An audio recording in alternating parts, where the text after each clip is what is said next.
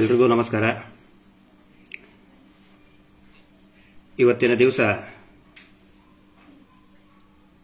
ಈ ಅಕ್ರಮ ಬಡ್ಡಿ ದಂಧೆ ಏನಿದೆ ಅದರ ಕುರಿತಾಗಿ ಸ್ವಲ್ಪ ವಿವರವಾಗಿ ಮಾತಾಡ್ತಾ ಇದ್ದೇನೆ. ಯಾಕಂತ ಹೇಳಿದ್ರೆ ಕಳೆದ ಒಂದು 4-5 ದಿನದ ಹಿಂದೆ ಬರೀ ಒಂದು 4 ನಿಮಿಷದ ಒಂದು ವಿಡಿಯೋದಲ್ಲಿ ಒಂದಿಷ್ಟು ಮಾಹಿತಿಯನ್ನು ಕೊಟ್ಟಿದ್ದೆ. ಈ ಧರ್ಮಸ್ಥಳ ಸಂಘದ ಸಾಲದ ಕುರಿತಾದಂಥ ಒಂದು ಮಾಹಿತಿ ಕೊಟ್ಟಿದೆ. ಅದು ಎಷ್ಟೊಂದು ಜನರನ್ನ ಮುಟ್ಟಿದೆ ಅಂತ ಹೇಳಿದ್ರೆ ಇಲ್ಲಿವರೆಗೆ ನಿನ್ನೆ ಸಾಯಂಕಾಲ 4.1 ಮಿಲಿಯನ್ ಅಂತ ಹೇಳಿದ್ರೆ ಹತ್ತತ್ರ ಒಂದು 41 ಲಕ್ಷ ಜನ ಅದನ್ನ ವ್ಯೂ ಮಾಡಿದ್ದಾರೆ. ಅಷ್ಟೊಂದು ವ್ಯೂಸ್ ಆಗಿದೆ. ಈಗ ಒಂದು 4.5 to 5 ಮಿಲಿಯನ್ ಅಂದ್ರೆ ಅರ್ಧ ಕೋಟಿ ಜನ ಅದನ್ನ ನೋಡಿದ್ದಾರೆ. ಆ ಒಂದು ನಾನು ಏನು ಮಾತಾಡಿದ್ದೇನೆ ಅನೇಕ ಜನ ಶ್ಲಾಘನೆಯನ್ನು ಮಾಡಿದ್ದಾರೆ. ಅಂದ್ರೆ ಹೌದು ನೀವು ಮಾತಾಡಿದ ಒಳ್ಳೆಯದೇ ಅಂತ. ಇನ್ನೊಂದಷ್ಟು ಜನ ಕೆಲವೊಂದಿಷ್ಟು ಜನ ಪ್ರಶ್ನೆಗಳನ್ನು ಕೇಳಿದ್ದಾರೆ.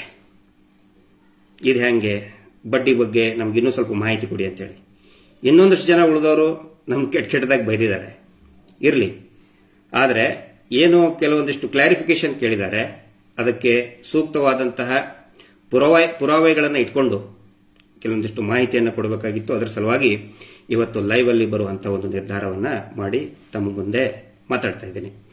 ಪ್ರಾರಂಭದಲ್ಲಿ ನಾನು ಹೇಳ್ಬಿಡ್ತೇನೆ, ಈಗ ನಾನು ಏನು ಮಾತಾಡ್ತಾ ಇದ್ದೀನಿ ಇದಕ್ಕೆ ಯಾವುದೇ ರೀತಿಯಾದಂತಹ ಇದನ್ನ ಅಪ್ಲೈ ಆಗೋದಿಲ್ಲ, ಕಾಪಿ ರೈಟ್ಸ್ ಅಪ್ಲೈ ಆಗೋದಿಲ್ಲ. ಸಾಕಷ್ಟು ಯಾರು ಬೇಕಾದರೂ ಕೂಡ ಸ್ಥಳೀಯ ಯೂಟ್ಯೂಬ್ಗಳು ಸಾಕಷ್ಟಿದೆ ಅಥವಾ ಪತ್ರಿಕೆಗಳಿದೆ, ಅದನ್ನು ಪ್ರಕಟಣೆ ಮಾಡಬಹುದು. ಯೂಟ್ಯೂಬ್ನಲ್ಲಿ ಇದನ್ನ ಡೌನ್ಲೋಡ್ ಮಾಡಿಕೊಂಡ್ರು ಕೂಡ ಯಾವುದೇ ರೀತಿಯಾದಂತಹ ಕಾಪಿ ರೈಟ್ಸ್ ಅಪ್ಲೈ ಆಗೋದಿಲ್ಲ ಅನ್ನೋದನ್ನ ಪ್ರಾರಂಭದಲ್ಲೇ ಇದನ್ನ ತಮಗೆ ತಿಳಿಸ್ತಾ ಇದ್ದೀನಿ. ಈಗ ಅನೇಕ ಪ್ರಶ್ನೆಗಳು ಏನಿದೆ ಅದರಲ್ಲಿ ಒಂದಿಷ್ಟು ಆಯ್ದಂತಹ ಪ್ರಶ್ನೆಗಳನ್ನು ನಿಮ್ಮ ಮುಂದೆ ಇಡ್ತಾ ಇದ್ದೀನಿ. ಮೊದಲನೇದಾಗಿ ಸುಮಾರು ಜನ ಕೇಳ್ತಾ ಇದ್ದಾರೆ, ಸರ್ ಸಾಲ ಕಟ್ಟೋದು ಮುಗಿತಾನೆ ಇಲ್ಲ, ಇದು ಪ್ರತಿ ವಾರ ಕಟ್ತಾನೆ ಇದೀವಿ. ನಾವು 1 ಲಕ್ಷ ರೂಪಾಯಿ ತಗೊಂಡು 1.5 ವರ್ಷ ಆಯ್ತು, ಪ್ರತಿ ವಾರ ಕಟ್ಕೊಂತಾನೆ ಇದೀವಿ ನಾವು. ಇನ್ನೊಬ್ರು ಹೇಳ್ತಾರೆ, ನಾನು 2 ಲಕ್ಷ ತಗೊಂಡು 3 ವರ್ಷ ಆಯ್ತು, ಇನ್ನೂ ಮಟ್ಟ ನನಗೆ ಕಟ್ಟಕ್ಕೆ ಆಗ್ತಾ ಇಲ್ಲ, ಆದರೆ ಅದು ಸಾಲ ಮುಗಿತಾನೆ ಇಲ್ಲ ಅಂತ ಹೇಳಿ. ಇದರ ಬಗ್ಗೆ ಇನ್ನೊಂದು ಸ್ವಲ್ಪ ನಮಗೆ ವಿವರಣೆಯನ್ನು ಕೊಡಿ. ಏನು ಇದಕ್ಕೆ ಯಾವ ರೀತಿ ನಮ್ಗೆ ಗೊಂದಲ ಆಗ್ತಾ ಇದೆ, ಕಟ್ಟಿ ಪ್ರತಿ ವಾರ ಕಟ್ಟಿ ಸುಸ್ತಾಗ್ತಾ ಇದೀವಿ. ಬಹಳಷ್ಟು ಜನ ಈ ಪ್ರಶ್ನೆನ ಕೇಳಿದ್ದಾರೆ. ಅದಕ್ಕೆ ನಾನು ಹೇಳೋದು, ನೋಡಿ, ಇದು ಧರ್ಮಸ್ಥಳದ ಸಂಘದ ಏನು ನಿಮಗೆ ಸಾಲ ಕೊಡ್ತಾರೆ, ಇದು ಯಾವ ರೀತಿ ಅಂತ ಹೇಳಿದ್ರೆ ನಿಮಗೆ ಏನು ನೀರಡಿಕೆ ಆಗಿರ್ತದೆ. ನೀರಡಿಕೆ ಆದಾಗ ನಿಮಗೆ ಅವ್ರು ಬಂದು ಒಂದು ಗ್ಲಾಸ್ ನೀರು ಕೊಡ್ತಾರೆ ನಿಮ್ಗೆ ಕುಡಿಯಕ್ಕೆ ತಗೋ ಅಂತ ಹೇಳಿ. ನೀವು ಬಹಳ ಖುಷಿ ಆಗ್ಬಿಡ್ತೀರಿ, ಹಬ್ಬ ಒಂದು ಗ್ಲಾಸ್ ನೀರು ಕೊಟ್ರಿ, ಥ್ಯಾಂಕ್ಸ್, ನಿಮ್ಗೆ ಪುಣ್ಯ ಬರಲಿ ಅಂತ ಹೇಳ್ತೀರಿ. ಅದಕ್ಕೆ ಅವ್ರು ಹೇಳಲ್ಲ ಪುಣ್ಯ ಗಿಣ್ಯ ಅಲ್ಲ ಅಂತ ಹೇಳಿ ನಿಮ್ಮ ಮನೆ ಮುಂದೆ ಒಂದು ದೊಡ್ಡ ಕಡಪಾನ ತಂದಿರ್ತಾರೆ. ಪ್ರತಿ ವಾರ ಇದಕ್ಕೆ ಒಂದೊಂದು ಲೋಟನೋ 2 ಲೋಟನೋ ನೀರು ಹಾಕಿ ಈ ಕೊಡಪಾನೋ ಅಥವಾ ಬಿಂದಿಗೆನೋ ಅಥವಾ ಗಡಿಗೆನೋ ಅದನ್ನು ತುಂಬಿಸ್ಬೇಕು ಅಂತ ಹೇಳಿ ನಿಮ್ಮ ಮನೆ ಮುಂದೆ ಒಂದು ದೊಡ್ಡದಾದಂತ ಒಂದು ಪಾತ್ರೆ ತಂದಿಟ್ಟು ಹೋಗ್ತಾರೆ. ಪ್ರತಿ ವಾರ ನೀವು 1 ಲೋಟ 2 ಲೋಟ ಹಾಕಿ ತುಂಬಿಸ್ಬೇಕು ಅಂತ ಕಂಡೀಷನ್ ಮಾಡಿ ಹೋಗ್ತಾರೆ. ನೀವು ಪ್ರತಿ ವಾರ ಹಾಕ್ತೀರಿ 1 ಲೋಟ ಅಥವಾ 2 ಲೋಟ, ಜಾಸ್ತಿ ನೀರು ಕುಡಿದಿದ್ರೆ 2 ಲೋಟ ಹಾಕ್ತೀರಿ. ಆದ್ರೆ ಆ ಕೊಡಪಾನ ತುಂಬುದನ ಇಲ್ಲ ನಿಮ್ದು, ಹೋಗಿ ಇಣಿಕ್ ನೋಡೋದು ತುಂಬುದನ ಇಲ್ಲ. ಅದು ಯಾಕಂತ ಹೇಳಿದ್ರೆ ಕೆಳಗಡೆ ಹೋಲ್ ಮಾಡಿರ್ತಾರೆ, ಅದಕ್ಕೆ ಒಂದು ತೂತು ಮಾಡಿರ್ತಾರೆ, ರಂಧ್ರ ಮಾಡಿರ್ತಾರೆ. ನೀವು ಏನು ನೀರು ಹಾಕಿರ್ತೀರಿ ಅದು ಸೋರ್ಕೋಂತ ಹೊಕ್ಕೋಂತ ಇರ್ತದೆ. ಅದು ಅಂದ್ರೆ ಸೇವಾ ಶುಲ್ಕ ಅಂತ ಒಂದು ಹೋಲ್ ಮಾಡ್ತಾರೆ. ಆನಂತರ ಉಳಿತಾಯ ಧನ ಅಂತ ಹೇಳಿ ಇನ್ನೊಂದು ಹೋಲ್ ಮಾಡ್ತಾರೆ, ಅದಕ್ಕೆ ಯಾವ ಲೆಕ್ಕ ಇಲ್ಲ ಏನಿಲ್ಲ. ಆನಂತರ ಇನ್ಶೂರೆನ್ಸ್, ಈಗ ಹೊಸದಾಗಿ ಮಾಡಿ ಇನ್ಶೂರೆನ್ಸ್, ಅದರ ದುಡ್ಡು ಕಟ್ ಮಾಡ್ತೀವಿ ಅಂತೇಳಿ ಇನ್ನೊಂದು ಹೋಲ್ ಹಾಕ್ತಾರೆ. ಹಿಂಗಾಗಿ ಆ ಕೊಡಪಾನದೊಳಗ ನೀವು ಎಷ್ಟು ನೀರು ಹಾಕಿದ್ರು ಕೂಡ ಅದು ಸೋರ್ಕೊಂಡು ಹೋಗ್ತಾನೆ ಇರ್ತದೆ. ವಾರ ನೀವು ಬಡ್ಡಿ ಕಟ್ತಾನೆ ಇರ್ತೀರಿ, ಜೀವನ ಪರ್ಯಂತ ಮುಗಿಯೋದಿಲ್ಲ. ನೀವು ಸತ್ರು ಕೂಡ ನಿಮ್ಮ ಮಕ್ಕಳು ಕೂಡ ಕಟ್ಟುವ ರೀತಿ ಪರಿಸ್ಥಿತಿ ಬರ್ತದೆ. ಇದು ಧರ್ಮಸ್ಥಳ ಸಂಘದ ಪದ್ಧತಿ, ವ್ಯವಸ್ಥೆ. ಹಿಂಗಾಗಿ ಇದನ್ನ ಎಲ್ಲರೂ ಕೂಡ ಅರ್ಥ ಮಾಡ್ಕೋಬೇಕು. ಆನಂತರ ಕೆಲವೊಬ್ರು ಬೈದು ಕೇಳಿದ್ದಾರೆ, ಏನಂತ ಹೇಳಿದ್ರೆ, ಏನು ನೀವು 20ರಿಂದ 40% ಅಂತ ಹೇಳ್ತೀರಿ, ಬರೀ 14%, ಬರೀ 14% ಇಷ್ಟೇ ಇರೋದು ಅಂತ ಹೇಳ್ತಾರೆ. ಕೆಲವೊಂದಷ್ಟು ದಾಖಲೆಗಳನ್ನ ನಿಮ್ಮ ಮುಂದೆ ಇಡ್ತಾ ಇದ್ದೀನಿ, ಓದುತ್ತಾ ಇದ್ದೀನಿ. ನನ್ನ ಫೇಸ್ಬುಕ್ ಅಕೌಂಟ್ ಅಲ್ಲಿ ಇದಕ್ಕೆ ಸಂಬಂಧಪಟ್ಟಂತ ಎಲ್ಲಾ ಮಾಹಿತಿಗಳನ್ನ, ಎಲ್ಲಾ ಪೇಪರ್ಗಳನ್ನ ನಾನು ಅದರಲ್ಲಿ ಪೋಸ್ಟ್ ಮಾಡಿರ್ತೇನೆ. ಸಾಧ್ಯ ಆದರೆ ಅದನ್ನು ನೋಡಿ. ಅಕಸ್ಮಾತ್ ನಮ್ಮ ಮಾತಿನ ಬಗ್ಗೆ ಸಂಶಯ ಇದ್ರೆ ಒಂದು ಉದಾಹರಣೆ ಕೊಡ್ತಾ ಇದ್ದೀನಿ. ಬರೀ ಒಂದಿಷ್ಟೇ ಇದು, ಇಂಥ ಲಕ್ಷಾಂತರ ಪ್ರಕರಣಗಳಾಗಿದ್ದಾವೆ. ಕಾರ್ಕಳದ ಸಾಣೂರಿನ ದುರ್ಗಾಶಕ್ತಿ ಅನ್ನುವ SKDRDP ಸಂಘ, ಕಾರ್ಕಳದ ಸಾಣೂರು ದುರ್ಗಾಶಕ್ತಿ ಅನ್ನುವಂಥ ಸಂಘ. ಅದರಲ್ಲಿದು ಈ SKDRDPನವರು ಕೊಟ್ಟಂತಹ ಏನದು ಮಾಸಿಕ ವರದಿ ಅಂತ ಅವರೇ ಬರ್ಕೊಂಡಿದ್ದಾರೆ. ಮಾಸಿಕ ವರದಿ ಅಂತೇಳಿ, ಸಾಲ ಮರುಪಾವತಿ ಮಾಸಿಕ ವರದಿ. ಇದರಲ್ಲಿ ಅವ್ರು ಏನು ಹೇಳ್ತಾ ಇದ್ರು, ಇಲ್ಲಿ ಲೆಕ್ಕ ಕೊಡ್ತಾರೆ ಅವರು. ಒಟ್ಟು ಸಾಲ ಮಂಜೂರಾಗಿದ್ದು, ಕಟ್ಟಿದ ಅನುಕ್ರಮ ಸಂಖ್ಯೆ ಫಸ್ಟು, ಆನಂತರ ದಿನಾಂಕ, ಆನಂತರ ಒಟ್ಟು ಹಣ ಇವರು ಕೇಳಿದ್ದು 2 ಲಕ್ಷ ರೂಪಾಯಿ. ಅದರಲ್ಲಿ ಇವರು ಕಟ್ಟಿದ್ದು ಅಸಲು 61,324 ರೂಪಾಯಿ. ಅದಕ್ಕೆ ಬಡ್ಡಿ 42,019 ರೂಪಾಯಿ. ದಯವಿಟ್ಟು ಯಾರಾದರೂ ಲೆಕ್ಕಾಚಾರ ಮಾಡೋ ಇರೋರು 61,324ಕ್ಕೆ 42,019 ರೂಪಾಯಿ ಬಡ್ಡಿ ಹಾಕಿದ್ರೆ ಎಷ್ಟು ಪರ್ಸೆಂಟ್ ಬಡ್ಡಿ ಆಯಿತು ಅನ್ನೋದನ್ನ ನೀವೇ ಲೆಕ್ಕ ಹಾಕಿ. ಇದನ್ನ ನಾನು ಫೇಸ್ಬುಕ್ ಒಳಗೂ ಕೂಡ ಹಾಕ್ತಾ ಇದ್ದೀನಿ. ಅವರೇ ಕೊಟ್ಟಂತಹ SKDRDP ಅವರು ಕೊಟ್ಟಂತಹ ದಾಖಲೆ ಇದು. ಇದರೊಳಗೆ ಇನ್ನೂ ಒಂದಿಷ್ಟು ಪವಾಡ ರೀತಿಯಂತಹ ಬಡ್ಡಿ ದರ ಐತೆ. 2,724 ರೂಪಾಯಿ, ಅಂದ್ರೆ ಇವರು ಟೋಟಲ್ 1,90,000 ರೂಪಾಯಿ ತಗೊಳ್ತಾರೆ. ಅಂದ್ರೆ ಅದರಲ್ಲಿ ನಡುವೆನೆ ಕೆಲವೊಂದಿಷ್ಟು ಬಡ್ಡಿ ಹಾಕ್ತಾ ಹೋಗ್ತಾರೆ ಇವರು. ಏನಂತ ಹೇಳಿದ್ರೆ, ಮನೆಗೆ ಒಂದಿಷ್ಟು ಏನು ಸೋಲಾರ್ ದೀಪ ಕೊಡೋದು, ಅದಕ್ಕೂ ಬಡ್ಡಿ ಹಾಕ್ತಾರೆ. ಇವ್ರು ಕ್ಲೇಮ್ ಮಾಡೋದೇನೋ ನಾವು ಬಹಳ ಇದನ್ನ ಮಾಡ್ತಾ ಇದೀವಿ, ಈ ಗ್ರಾಮೀಣಾಭಿವೃದ್ಧಿ ಮಾಡ್ತಾ ಇದೀವಿ ಅಂತೇಳಿ. ಬಡ್ಡಿ ಎಷ್ಟು ಹಾಕಿದ್ದಾರೆ ಹೇಳ್ತೇನೆ ಕೇಳ್ರಿ ನಿಮ್ಗೆ. 2,724 ರೂಪಾಯಿಗೆ 2,446 ರೂಪಾಯಿ ಬಡ್ಡಿಯನ್ನು ಹಾಕಿದ್ದಾರೆ. ಆಲ್ಮೋಸ್ಟ್ ಎಷ್ಟಾಯ್ತದು? 90% ಮೇಲಾಯ್ತು. 90% ಮೇಲಾಯ್ತು. ನಡಬರಕ್ ಮತ್ತೆ ಇನ್ನು 200 ರೂಪಾಯಿ ಸೇರಿಸ್ತಾರೆ ಅದರೊಳಗೆ. ಅದಕ್ಕೂ ಬಡ್ಡಿ 200 ರೂಪಾಯಿಗೆ 180 ರೂಪಾಯಿ ಬಡ್ಡಿ. 200 ರೂಪಾಯಿಗೆ 180 ಬಡ್ಡಿ ಅಂದ್ರೆ ಎಷ್ಟು ಪರ್ಸೆಂಟ್ ಆಯ್ತು? ಹತ್ತತ್ರ 98-99% ಆಯ್ತು. ಟೋಟಲ್ ಓವರ್ ಆಲ್ ನಡಬರ್ಕೆ ಇನ್ನು ಕೆಲವೊಬ್ಬರಿಗೆ ತೀರಾ ಕಡಿಮೆ ಐತೆ. ಅದು 10, 12, 13% ಐತೆ. ನೀವು ಕೇಳಬಹುದು ಇದು ಯಾರಿಗೆ ಹಿಂಗೆ ಯಾಕೆ ಮಾಡಿದ್ರು ಅಂತೇಳಿ. ಯಾರು ಕಿಸ್ತೊಳಗೆ ಪೆನ್ನು ಇಟ್ಕೊಂಡಿರ್ತಾರೆ, ಯಾರು ಬುದ್ಧಿವಂತರಿದ್ದಾರೆ ಅವರಿಗೆ ಕಡಿಮೆ ಹಾಕಿರ್ತಾರೆ. ಓವರ್ ಆಲ್ 4,12,898 ಸಾವಿರ, 4,12,898 ರೂಪಾಯಿ. ಅಂದ್ರೆ ಈ ದುರ್ಗಾಶಕ್ತಿ ಸಂಘಕ್ಕೆ ಕೊಟ್ಟಂತಹ ಏನು ಅಸಲು ಬಡ್ಡಿ 2,55,000 ರೂಪಾಯಿ. 2,55,998 ರೂಪಾಯಿ. ಲೆಕ್ಕ ಹಾಕ್ರಪ್ಪ ಯಾರಾದ್ರು. 4,12,000ಕ್ಕೆ 2,55,000 ಅಂತಂದ್ರೆ ಎಷ್ಟಾಯ್ತು ಬಡ್ಡಿ? ಹತ್ತತ್ರ 60%. ಹತ್ತತ್ರ 60% ಅವರೇ ಕೊಟ್ಟಿದ್ದು. ನನ್ನ ಫೇಸ್ಬುಕ್ ಅಲ್ಲಿ ಕೂಡ ಈ ದಾಖಲೆಯನ್ನು ಹಾಕ್ತಾ ಇದ್ದೀನಿ. ಇನ್ನೊಂದು ಅವ್ರು ಕೊಟ್ಟಂತ ರಸೀದಿ ನಿಮ್ಮ ಮುಂದೆ ತೋರಿಸ್ತಾ ಇದ್ದೀನಿ. ಒಬ್ಬರಿಗೆ ಮಂಜೂರಾತಿ ಪತ್ರವನ್ನು ಕೊಡ್ತಾರೆ. ದುರ್ಗಾಶಕ್ತಿ ಸಾಣೂರು ಇದರಲ್ಲಿ ಯೋಗೇಶ್ ಅನ್ನೋನಿಗೆ ಕೊಡ್ತಾರೆ. ಅದು ಅಶ್ರಫ್ ಅನ್ನೋನು ಒಬ್ಬನ ಇದನ್ನ ಮಾಡ್ತಾನೆ, ಇಂಟ್ರೊಡಕ್ಷನ್ ಆದವನು ಒಬ್ಬನ ಯೋಗೇಶ್ ಅನ್ನೋನು ಇದನ್ನ ಮಾಡ್ತಾ ಇಂಟ್ರೊಡ್ಯೂಸ್ ಮಾಡ್ತಾನೆ ಪ್ರಾಮಿಸರಿ ನೋಟಲ್ಲಿ.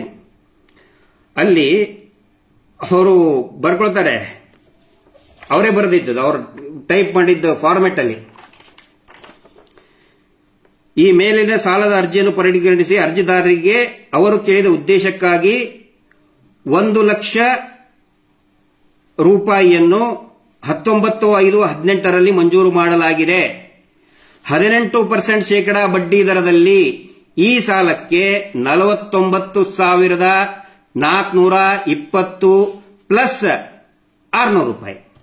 1,00,000ಕ್ಕೆ 49,420 ಪ್ಲಸ್ 600 ಅಂತ ಹೇಳಿದ್ರೆ ಕರೆಕ್ಟ್ ಆಗಿ 50,000 ಆಯ್ತು. 1,00,000ಕ್ಕೆ 50,000 ರೂಪಾಯಿ. ಈ 50,000 ರೂಪಾಯಿಯನ್ನು ಸೇರಿಸಲಾಗಿದೆ ಅಂತ. 1,00,000ಕ್ಕೆ 50,000 ರೂಪಾಯಿ ಬಡ್ಡಿ ಅಂತ ಹೇಳಿದ್ರೆ ಎಷ್ಟಾಯ್ತು ಟೋಟಲ್? 14% ಆಯ್ತಾ? 18% ಆಯ್ತಾ? ಎಷ್ಟಾಯ್ತು? ಲೆಕ್ಕ ಹಾಕ್ರಿ. ಇದು ಅವ್ರು ಕೊಟ್ಟಂತದ್ದು. ಇದನ್ನು ಕೂಡ ಇದು ಬರೀ ಉದಾಹರಣೆ ಇಷ್ಟೇ, ಬರೀ ಉದಾಹರಣೆ. ಇಂಥವು 100 ಅಲ್ಲ, 1000 ಅಲ್ಲ, ಲಕ್ಷಗಟ್ಟಲೆ ಉದಾಹರಣೆ ಇದ್ದಾವೆ. ಇಂಥವು ರಾಜ್ಯಾದ್ಯಂತ ಲಕ್ಷಗಟ್ಟಲೆ ಉದಾಹರಣೆ ಇದ್ದಾವೆ. ಇನ್ನೊಂದು ಉದಾಹರಣೆ ಇಲ್ಲಿ ನೋಡಿ. ಒಬ್ಬರಿಗೆ ಕೊಡ್ತಾರೆ ಇವರು. ಏನು 18% ಶೇಕಡಾ ಬಡ್ಡಿ ದರದಲ್ಲಿ ಈ ಸಾಲಕ್ಕೆ ಅವ್ರಿಗೆ 80,000 ರೂಪಾಯಿ ಕೊಡ್ತಾರೆ. ಯಾರಿಗೆ? ಅಪ್ಪು ಅನ್ನೋರಿಗೆ. 80,000 ಸಾಲ ಕೊಟ್ರೆ ಅದಕ್ಕೆ 30,846 ರೂಪಾಯಿ ಪ್ಲಸ್ 800 ರೂಪಾಯಿ ಈ ಸಾಲಕ್ಕೆ ಬಡ್ಡಿಯನ್ನು ನಿಗದಿಪಡಿಸಲಾಗಿದೆ. 80,000ಕ್ಕೆ 30,846 ಪ್ಲಸ್ 800 ಹಾಕಿದ್ರೆ ಲೆಕ್ಕ ಮಾಡಿದ್ದೀನಿ ಇದನ್ನು ಕೂಡ. ಇದು ಎಷ್ಟಾಗ್ತಾ ಇತ್ತು ಅಂತ ಹೇಳಿದ್ರೆ 80,000ಕ್ಕೆ 31,646 ರೂಪಾಯಿ ಬಡ್ಡಿ. 100ಕ್ಕೆ ಎಷ್ಟಾಯಿತು ಅಂತ ಹೇಳಿದ್ರೆ 39.5575%, 40%. ನಾನು ಸುಳ್ಳು ಹೇಳಿದ್ನ 40% ಅಂತ ಹೇಳಿ. ಇಲ್ಲಿ 40 ಅಲ್ಲ, 50, 60, 90% ತನಕ ಇದೆ. ನಿಮ್ಮದೇ ದಾಖಲೆ, ನೀವು ಕೊಟ್ಟಂತಹ ದಾಖಲೆ ಆಧಾರದ ಮೇಲೆ, ಗಿರೀಶ್ ಮಟ್ಟಣ್ಣ ಅವ್ರೇನು ಇದನ್ನ ಒಬ್ಬನೇ ಎಲ್ಲೋ ಕೂತ್ಕೊಂಡು ಬರ್ಕೊಂಡು ಹೇಳ್ತಾ ಇಲ್ಲ. ನೀವು ಕೊಟ್ಟಂತ ದಾಖಲೆ ದುರ್ಗಾಶಕ್ತಿ. ಬೇಕಿದ್ರೆ ಅವ್ರ ನಂಬರು ಕೊಡ್ತೀನಿ, ನಿಮಗೆ ನಂಬರ್ ಕೊಡ್ತೀನಿ. ನಾವೇನಾದ್ರೂ ತಿರುಚಿ ಮಾತಾಡ್ತಾ ಇದ್ರೆ ಆ ಸಂಘದವ್ರಿಗೆ ಕೇಳಿ. ಈಗ ನೀವು ಕೇಳಬಹುದು, ಏನಾಯ್ತು ಆ ಸಂಘ ಮತ್ತಿಷ್ಟೆಲ್ಲ ಆದ್ರೆ ಕಟ್ತಾ ಇದ್ದಾರನು? ಆ ಸಂಘವನ್ನ ಅಲ್ಲಿ ಸಾಲ ಕಟ್ಟುವುದು ನಿಲ್ಲಿಸ್ಬಿಟ್ಟಿದ್ದಾರೆ. ಬಡ್ಡಿನೂ ಕೊಡ್ತಾ ಇಲ್ಲ, ಸಾಲನೂ ಕೊಡ್ತಾ ಇಲ್ಲ. ಯಾಕಂತ ಹೇಳಿದ್ರೆ 1 ವರ್ಷದ ಮೇಲೆ ಆಯ್ತು ಅವ್ರು ತಗೊಂಡಿರೋದು ಪೂರ್ತಿ ಕೊಟ್ಟ ಆಯ್ತು. ಆದ್ರೂ ಹಂಗೆ ಸುಮ್ಮನೆ ಒಂದೊಂದೇ ಸೇರಿಸ್ತಾ ಬಂದ್ರು. ಅದು ತೂತ್ ನಾ ಹೇಳಿದ್ನಲ್ಲ, ಕೊಡಬಾನಕ್ಕೆ ತೂತ್ ಹಾಕ್ಬಿಟ್ಟಿದ್ರು. ಹೋರಾಟ ಪ್ರಾರಂಭ ಶೈಲಜಾ ಅಂತ ಹೇಳಿ, ಈ ರಾಜ್ಯದಲ್ಲಿ ಮೊದಲನೇ ಮಹಿಳೆ ಶೈಲಜಾ ಶೆಟ್ಟಿ ಅಂತ ಹೇಳಿ ಮೊದಲನೇ ಬಾರಿಗೆ ಅಕ್ರಮ ಬಡ್ಡಿ ವಿರುದ್ಧ ಇವರು SKDRP ವಿರುದ್ಧ ಮಾತಾಡಿ ಇಡೀ ಗ್ರಾಮದಲ್ಲಿ ನಿಂದ್ರಿಸಿದಂತ ಮಹಿಳೆ. ಅದಾದ ನಂತರ ನಮ್ಮ ರವೀಂದ್ರ ಶೆಟ್ಟಿ ಅಂತ ಇದ್ದಾರೆ ಸಂಚಾರಿ ಸ್ಟುಡಿಯೋ, ಆನಂತರ ಸಂತೋಷ್ ಅಂತ ಇದ್ದಾರೆ ಸಂಚಾರಿ ಸ್ಟುಡಿಯೋದವರು. ಒಂದು ದೊಡ್ಡ ಟೀಮ್ ಇದೆ. TJ ಅಂತ ಅವರಿದ್ದಾರೆ, ನಿರಂತರವಾಗಿ ಇದ್ರ ಬಗ್ಗೆ ಫೈಟ್ ಮಾಡ್ತಾ ಇದ್ದಾರೆ ಅಕ್ರಮ ಬಡ್ಡಿ ದಂಧೆ ವಿರುದ್ಧ. ಪೊಲೀಸ್ ಸ್ಟೇಷನ್ಗೆ ಹೋದ್ರೆ ಪೊಲೀಸ್ ಸ್ಟೇಷನ್ಗೂ ಕೂಡ ಯಾರು ನೊಂದಂತವ್ರು ಇದ್ದಾರೆ ಅವ್ರ ಪರವಾಗಿ ಪೊಲೀಸ್ ಸ್ಟೇಷನ್ಗೂ ಕೂಡ ಹೋಗ್ತಾ ಇದ್ದಾರೆ. ಇದ್ರ ಬಗ್ಗೆ ಪೊಲೀಸರ ಪಾತ್ರದ ಬಗ್ಗೆನೂ ನಾನು ವಿವರಣೆ ಕೊಡ್ತೇನೆ ಸ್ವಲ್ಪ ಹೊತ್ತಿನಲ್ಲಿ. ಮತ್ತೊಂದು ಪ್ರಶ್ನೆ ನಮಗೆ ಪದೇ ಪದೇ ಕೇಳ್ತಾರೆ, ಅಂದ್ರೆ ಕೇಳಿದ್ದಾರೆ, ಏನಂತಂದ್ರೆ ಏನ್ರಿ ನಿಮ್ಗೇನು ಬೈಲಾ ಬಗ್ಗೆ ಗೊತ್ತೈತೆ? ನಿಮ್ಗೆ ಸಂಘದ ಬೈಲಾ ಬಗ್ಗೆ ಗೊತ್ತದ ನಿಮ್ಗೆ? ಬೈಲಾ ಓದ್ರಿ ನೀವು, ನಾವು SHG ಗ್ರೂಪ್ನವರು ಅಂತ ಹೇಳ್ತಾರೆ. ಬೈಲಾ ಏನ್ ಹೇಳ್ತೈತಿ ಅನ್ನೋದನ್ನು ಕೂಡ ನಿಮ್ಗೆ ತೋರಿಸ್ತಾ ಇದ್ದೀನಿ. ಇಲ್ಲಿದೆ ಬೈಲಾ, ಸಂಘದ ಬೈಲಾ. ಒಂದು SHG ಸೆಲ್ಫ್ ಹೆಲ್ಪ್ ಗ್ರೂಪ್ ರಚನೆ ಮಾಡಬೇಕಾದ್ರೆ ಏನೇನೋ ಅಂಶಗಳು ಇರಬೇಕಂತ ಹೇಳಿ ಇದರಲ್ಲಿದೆ. SHG ಮಾರ್ಗದರ್ಶಿ ಸೂತ್ರಗಳು, ಇದನ್ನು ಬಿಟ್ಟು ನೀವು ಬೇರೆ ಮಾಡಕ್ಕಾಗೋದಿಲ್ಲ. ಒಂದು ಸಂಘದ SHG ಬೈಲಾ ಅಂತ ಹೇಳಿ ನಾನು ಇದರಿಂದ ಶೇರೆ ಮಾಡ್ತೀನಿ, ನಾನಿಲ್ಲಿ ಕಟ್ಟಿಗೆ ಸ್ಮಗ್ಲಿಂಗ್ ಮಾಡ್ತೀನಿ ಅಂತ ಬರ್ಕೊಳಕ್ ಆಗೋದಿಲ್ಲ. ಏನು SHG ನಿಯಮ ಇದೆ ಅದೇ ರೀತಿನೇ ಇರಬೇಕು. ಇದರಲ್ಲಿ ಪ್ರಮುಖವಾದಂತಹ ಒಂದೆರಡು ಅಂಶಗಳನ್ನ ನಿಮ್ಮ ಮುಂದೆ ಇಡ್ತಾ ಇದ್ದೇನೆ. ಇದರಲ್ಲಿ ಬಹಳ ಮುಖ್ಯವಾದಂತ, ಒಂದು ಮನೆಯಿಂದ ಒಬ್ಬರು ಅಥವಾ ಇಬ್ಬರು ಸಾಕು. ಸಾಲ ಸಿಗುವ ಆಸೆಗಾಗಿ, ಒತ್ತಾಯಕ್ಕಾಗಿ, ದಾಕ್ಷಿಣ್ಯಕ್ಕಾಗಿ ಯಾರನ್ನು ಕೂಡ ಸೇರಿಸಬಾರದು. ಇವ್ರೇನ್ ಮಾಡ್ತಾ ಇದ್ದಾರೆ SKDRDPದವರು? ಒಂದು ಮನೆಯಲ್ಲಿ 5 ಜನ ಇದ್ರೆ 5 ಜನನೂ ಕೂಡ ಸದಸ್ಯರು ಆಗಲೇಬೇಕು, 5 ಜನನೂ ಕೂಡ ಸಾಲ ತಗೊಳ್ಳೇಬೇಕು ಅಂತ ಒತ್ತಾಯ ಹಾಕ್ತಾ ಇದ್ದಾರೆ. ಇನ್ನೊಂದು, ಸಂಘದ ಬೈಲಾದಲ್ಲಿ ನಿಯಮಾವಳಿ ಇರಬೇಕಾದಂತ ವಿಷಯಗಳು. ಅದರಲ್ಲಿ ಒಂದು ನಿಮಗೆ ಹೇಳ್ತಾ ಇದ್ದೀನಿ, ನೀವು ಬೇಕಾದ್ರೆ ಇದ್ರ ವೆಬ್ಸೈಟ್ ಅಲ್ಲಿ ತೆಗೆದು ನೋಡಬಹುದು. ನಾನೇನು ಇಲ್ಲಿ ಯಾರ ಕಡೆನೂ ಇಲ್ಲದ ಮಾಹಿತಿ ನಿಮ್ಗೆ ಹೇಳ್ತಾ ಇಲ್ಲ. ವೆಬ್ಸೈಟ್ ಅಲ್ಲಿ ಈ SHG ಅಂತ ಹೊಡೆದ್ರೆ, ಬೈಲಾ ಅಂತ ಹೊಡೆದ್ರೆ ಬರ್ತದೆ. ಇದರಲ್ಲಿ ಪ್ರಮುಖವಾಗಿ ಸಂಘದ ಸದಸ್ಯರು ಯಾವಾಗ ಬ್ರಾಕೆಟ್ನಲ್ಲಿ ವಾರಕ್ಕೊಮ್ಮೆ 2 ವಾರಕ್ಕೊಮ್ಮೆ ಸೇರಬೇಕು, ಎಲ್ಲಿ ಸೇರಬೇಕು ಅದನ್ನ ಅವರೇ ತೀರ್ಮಾನ ಮಾಡ್ತಾರೆ ಸಂಘದವರೇ. ಅಂದ್ರೆ 1 ವಾರಕ್ಕೆ ಸೇರ್ಬೇಕಾ, 2 ವಾರಕ್ಕೆ ಸೇರ್ಬೇಕಾ, ಬಡ್ಡಿ ವಸೂಲಿ ಮಾಡೋದಕ್ಕಂತಿಲ್ಲ. ಇದರಲ್ಲಿ ವಾರಕ್ಕೊಮ್ಮೆ 2 ವಾರಕ್ಕೆ ಅಂದ್ರೆ ಚರ್ಚೆ ಮಾಡೋದಕ್ಕೆ, ಏನೇನು ನಾವು ಪ್ರಗತಿ ಸಾಧಿಸಬೇಕು, ಏನೇನು ನಾವು ನಿರ್ಣಯ ಮಾಡಬೇಕು, ಏನು ಚಟುವಟಿಕೆಗಳಿರಬೇಕು ಅಂತ ಹೇಳಿ 1 ವಾರ ಅಥವಾ ಯಾರು ತೀರ್ಮಾನ ಮಾಡಬೇಕಂದ್ರೆ ಆ ಗ್ರಾಮದಲ್ಲಿರುವಂತಹ ಸಂಘದ ಸದಸ್ಯರೇ. ಉದಾಹರಣೆಗೆ ಒಂದು ಗ್ರಾಮ, ಆ ಗ್ರಾಮದಲ್ಲಿ 4 ಸಂಘಗಳೇ ಇರ್ತವೆ, 4-5 ಸಂಘಗಳಿರ್ತವೆ. ಆ ಸಂಘದವರೇ ತೀರ್ಮಾನ ಮಾಡಬೇಕು. 1 ವಾರಕ್ಕೋ 1 ತಿಂಗಳಿಗೋ 15 ದಿನಕ್ಕೋ ಅವರು ತೀರ್ಮಾನ ಮಾಡಬೇಕು. ಇಲ್ಲಿ ಯಾರೋ ದೊಡ್ಡ ದಣಿಗಳು ಕೂತ್ಕೊಂಡವ್ರು ಧರ್ಮೋದ್ಯಮಿಗಳು ತೀರ್ಮಾನ ಮಾಡೋದಲ್ಲ.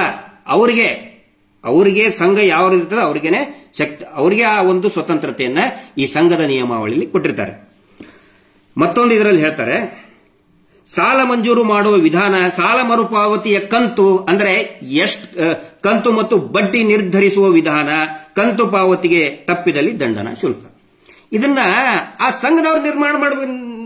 ನಿಮ್ಮ ಊರಿನ ಸಂಘ ತೀರ್ಮಾನ ಮಾಡಬೇಕು. ಬಡ್ಡಿ ಎಷ್ಟು ಕಟ್ಟಬೇಕು, ಆನಂತರ ಎಷ್ಟು ಕಂತು ವಾರ ಕಟ್ಟೋದಲ್ಲ ಅಂತರೂ ಅಕ್ರಮನೇ ಅದು. ತಿಂಗಳಿಗೆ ಒಂದ್ ಸರಿನಾ 3 ತಿಂಗಳಿಗೆ ಒಂದ್ ಸರಿನಾ? ಕೆಲವೊಬ್ರಿಗೆ ಕಟ್ಟಕ್ಕಾಗೋದಿಲ್ಲಪ್ಪ, ವ್ಯಾಪಾರ ದುಡಿಮೆನೇ ಇರುವುದಿಲ್ಲ. ಅಂತ ಹೊತ್ನಾಗ ಏನ್ ಮಾಡ್ಬೇಕು? ಆಯ್ತು, ನಾವು 3 ತಿಂಗಳಾದ್ಮೇಲೆ ಕಟ್ತೇವೆ. ಹೌದು, ಅದಕ್ಕೆ ಅವಕಾಶ ಇದೆ ಅದರಲ್ಲಿ. ಹಿಂಗಾಗಿ ಹೇಳ್ತಾರೆ ಅವರು, ಸಾಲ ಮಂಜೂರು ಮಾಡುವ ವಿಧಾನ, ಸಾಲ ಮರುಪಾವತಿಯ ಕಂತು ಮತ್ತು ಬಡ್ಡಿ ನಿರ್ಧರಿಸುವ ವಿಧಾನ. ವಾರಾನೇ ಕಟ್ಟಬೇಕು ಅಂತ ಎಲ್ಲಿದೆ ಇದರಲ್ಲಿ? ಇದು ನನಗೆ ಕೇಳ್ತಾ ಇದ್ರಲ್ಲ, ಬೈದು ಕೇಳಿದ್ರೆ, ನೋಡಿ ಅಲ್ಲೇ ನೀನು ಬಾಯ್ಲಾ, ಇಲ್ಲಿ ತೆಗಿಯಪ್ಪ, ನೋಡ್ತೀನಿ, ನೀನು ನೋಡು ಬಾಯ್ಲಾ, ಓದು. ಇದರಲ್ಲಿ ನನ್ನ ಇತರ ಎಷ್ಟೇ ಇತರ, ಇದನ್ನ ಸೀಕ್ರೆಟ್ ಡಾಕ್ಯುಮೆಂಟ್ ಡಿಫೆನ್ಸ್ ಇದನ್ನ ಡಾಕ್ಯುಮೆಂಟ್ ಅಲ್ಲ ಇದು. ಎಲ್ಲಾ ವೆಬ್ಸೈಟ್ ನೀವು SHG ಮಾರ್ಗದರ್ಶಿ ಸೂತ್ರಗಳು ಅಂತ ಹಾಕ್ರಿ, ನಿಮಗೂ ಕೂಡ ಸಿಗ್ತದೆ. ಇಲ್ಲಿ ಏನ್ ಮಾಡಿದ್ದಾರೆ ಇವರು? ಇಷ್ಟೊತ್ತನಕ ನಾನು ಹೇಳಿದ್ನಲ್ಲ, ಇದು SHG ಸೆಲ್ಫ್ ಹೆಲ್ಪ್ ಗ್ರೂಪ್, ಇವರು SKDRDPದವರು. ಇದು ನಾನ್ ಪ್ರಾಫಿಟೇಬಲ್ ಟ್ರಸ್ಟ್ ನಮ್ದು, ಇದರ ಮುಖಾಂತರ ಮಾಡ್ತಾ ಇದೀವಿ, ಲಾಭರಹಿತ ಅಂತ ಹೇಳಿ. ಈಗ ನೀವೇ ನೋಡಿದ್ರಿ 18% ಅಂತ ಹಾಕಿದ್ದಾರೆ. 18 ಅಂದ್ರೆ ಅಧಿಕೃತವಾಗಿ, ಅನಧಿಕೃತವಾಗಿ ಅದು 40%, ಅದಕ್ಕಿಂತನೂ ಜಾಸ್ತಿನೇ ಆಗಿದೆ. ಆದರೂ ಕೂಡ ಇವರೇನು ಹಾಕಿದ್ದಾರೆ? ಲಾಭರಹಿತ ಸಂಘಟನೆ ನಮ್ಮದು, ಸಮಾಜ ಸೇವೆ ಮಾಡುವಂತ ಸಂಘಟನೆ. ಸಮಾಜ ಸೇವೆ ಸಂಘಟನೆ ಮಾಡುವಂತವ್ರು ಎಷ್ಟ್ರಿ? 18, 20, 40% ಬಡ್ಡಿ ತಗೋತಾರ? ಆದ್ರೂ ಇರ್ಲಿ, ಇವ್ರ ವೆಬ್ಸೈಟ್ ಅಲ್ಲಿ ಹಾಕಿರೋದನ್ನ ನಿಮ್ಗೆ ಹೇಳ್ತಾ ಇದ್ದೀನಿ. ಏನೋ ನಾವು ಈ ಟ್ರಸ್ಟ್ ನಮ್ದು ಅಂತ ಹೇಳಿ. BC ನಿಯಮಗಳು ಇವರು ಮೊನ್ನೆ ಏನ್ ಹೇಳಿದ್ರು? ಮಾನ್ಯ ಧರ್ಮದರ್ಶಿಗಳು ಹೇಳ್ತಾರೆ, ಬ್ಯಾಂಕ್ನವ್ರು ಕೊಟ್ಟಿದ್ದು ಅಂತ ಹೇಳಿದ್ರೆ ಅನೇಕ ಇವರು ಇದರಲ್ಲಿನೇ ಇದೆ. ನಾವು ಬಿಸಿನೆಸ್ ಕರೆಸ್ಪಾಂಡೆನ್ಸ್ ನಿಯಮದಡಿ BC ಪಾಲಿಸಿಯಲ್ಲಿ ನಾವು ಮಾಡ್ತಾ ಇದೀವಿ ಅಂತ ಹೇಳಿ. ಹಾಗಿದ್ರೆ BC ಪಾಲಿಸಿ ಏನ್ ಹೇಳ್ತದೆ? BC ಪಾಲಿಸಿಯಲ್ಲಿ ಏನೇನಿರುತ್ತದೆ ಅದರ ಮಾಹಿತಿಯನ್ನ ನಿಮಗೆ ಈಗ ಕೊಡ್ತಾ ಇದ್ದೀನಿ. BC ಪಾಲಿಸಿ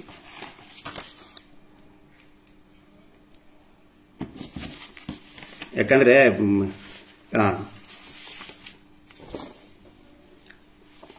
BC ಯಾವ ರೀತಿ ಕೆಲಸ ಮಾಡಬೇಕು ಅಂತ ಹೇಳಿ ಒಂದಿಷ್ಟು ಇನ್ಸ್ಟ್ರಕ್ಷನ್ಸ್ ಇದೆ. Monitoring of activities of BCA by branch and regional office. ಯಾವತ್ತಿಗಾದರೂ ನಾನು ನಿಮ್ಗೆ ಕೇಳ್ತಾ ಇದ್ದೀನಿ, ಇದರ ಅರ್ಥ ಏನಂತ ಹೇಳಿದ್ರೆ, ಈ ಏನು BC ಇದು ದುಡ್ಡು ನಿಮಗೆ ಕೊಡ್ತಾರಲ್ಲ, ಅವರು ಅದನ್ನ ಬ್ಯಾಂಕಿನವರು ಮಾನಿಟರ್ ಮಾಡಬೇಕು. ಉದಾಹರಣೆಗೆ ಇವ್ರು ಹೇಳೋ ಪ್ರಕಾರ ನಾವು ಕರ್ನಾಟಕ ಬ್ಯಾಂಕಿಂದ ಸಾಲ ನಾವು ಕೊಡ್ತೇವೆ, ಮಂಜೂರು ಮಾಡಿದ್ದೇವೆ, ಬ್ಯಾಂಕ್ ಆಫ್ ಬರೋಡದಿಂದ ಮಂಜೂರು ಮಾಡಿದ್ದೇವೆ, ಈ ತರ ಒಂದು 5-6 ಬ್ಯಾಂಕ್ಗಳನ್ನ ಹೆಸರನ್ನ ಹೇಳ್ತಾರೆ. ಆ ಬ್ಯಾಂಕಿನವರು ಮಾನಿಟರ್ ಮಾಡಬೇಕು. ಒಂದಿನಾದರೂ ಯಾರಾದರೂ ಬ್ಯಾಂಕಿನ ಪದಾಧಿಕಾರಿ ಇದರಲ್ಲಿ ಪ್ರತಿ 15 ದಿನಕ್ಕೊಂದು ಸಾರಿ ಬ್ಯಾಂಕಿನ ಅಧಿಕಾರಿಗಳು ವಿಸಿಟ್ ಮಾಡಬೇಕು ಅಲ್ಲಿ ಅಂತ ಹೇಳಿ. ಒಂದು ದಿನ ಆದ್ರೂ, ಇಷ್ಟು ವರ್ಷ ಆಯ್ತು, ಒಂದು ದಿನ ಆದ್ರೂ ಒಬ್ಬ ಬ್ಯಾಂಕಿನವ್ರು ನೀವು ನೋಡಿದೀರಾ ಅದನ್ನ? ಅದಕ್ಕೆ ನಾನು ಹೇಳುದು ಬ್ಯಾಂಕಿನವ್ರು ಬರಬೇಕು ಅಲ್ಲಿ ಅಂತ. ನಾನು ಯಾಕೆ ಹೇಳುದು? ಅದ್ರ ಸಲುವಾಗಿನೇ ಬ್ಯಾಂಕಿನವ್ರು ತಗೊಂಡಿದ್ರೆ ಬ್ಯಾಂಕಿನವರ ಸುಪರ್ದಿಯಲ್ಲಿ ಇದರಲ್ಲಿ ಇದೆ ನೋಡಿ, ಇದನ್ನು ಅಪ್ಲೋಡ್ ಮಾಡ್ತಾ ಇದ್ದೀನಿ. ಆನಂತರ ಯಾರು ವಿದ್ಯಾವಂತರು, ಯಾರು ಸ್ವಲ್ಪ ಬ್ರೌಸಿಂಗ್ ಮಾಡಕ್ ಬರ್ತದೆ, ಗೂಗಲ್ ಸರ್ಚ್ ಹೋದ್ರೆ ನಿಮಗೆ ಬರ್ತದೆ BC ನಿಯಮಾವಳಿಗಳು ಅಂತ ಹೇಳಿ. ಇದರಲ್ಲಿ ಇನ್ನೂ ಒಂದು ಹೇಳ್ತಾರೆ ಅವರು, ಇದು ಓಪನ್ ಮಾಡಿದ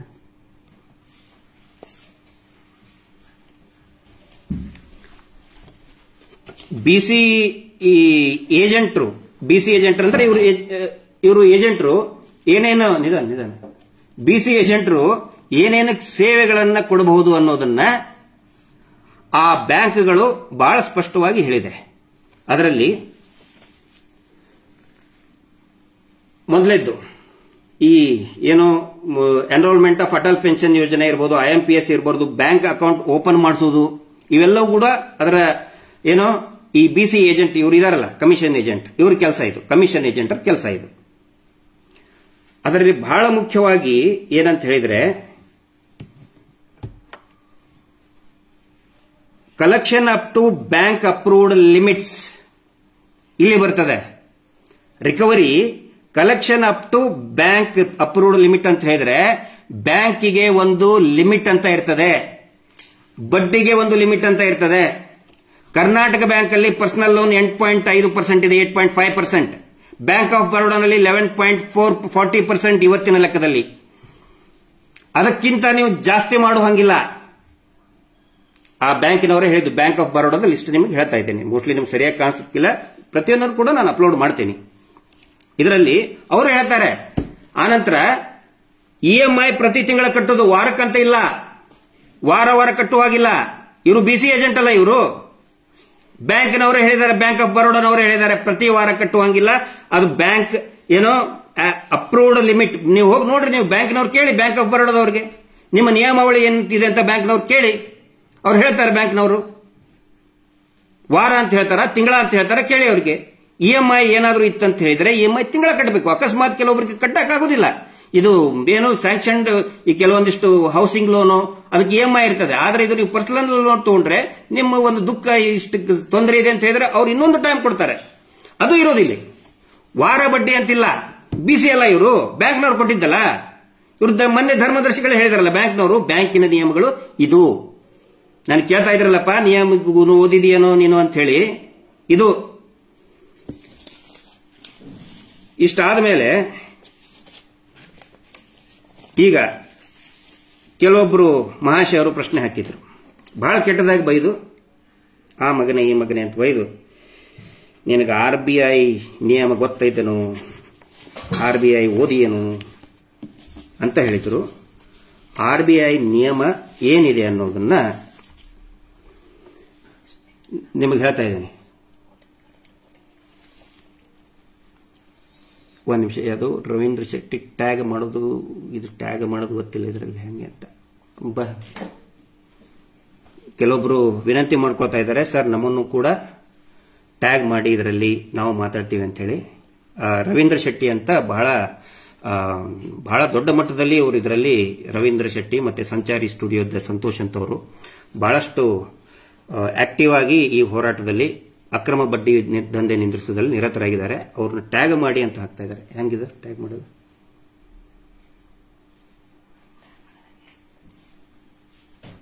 ಒಂದು ನಿಮಿಷ ಇರಲಿ, ಆಯ್ತು.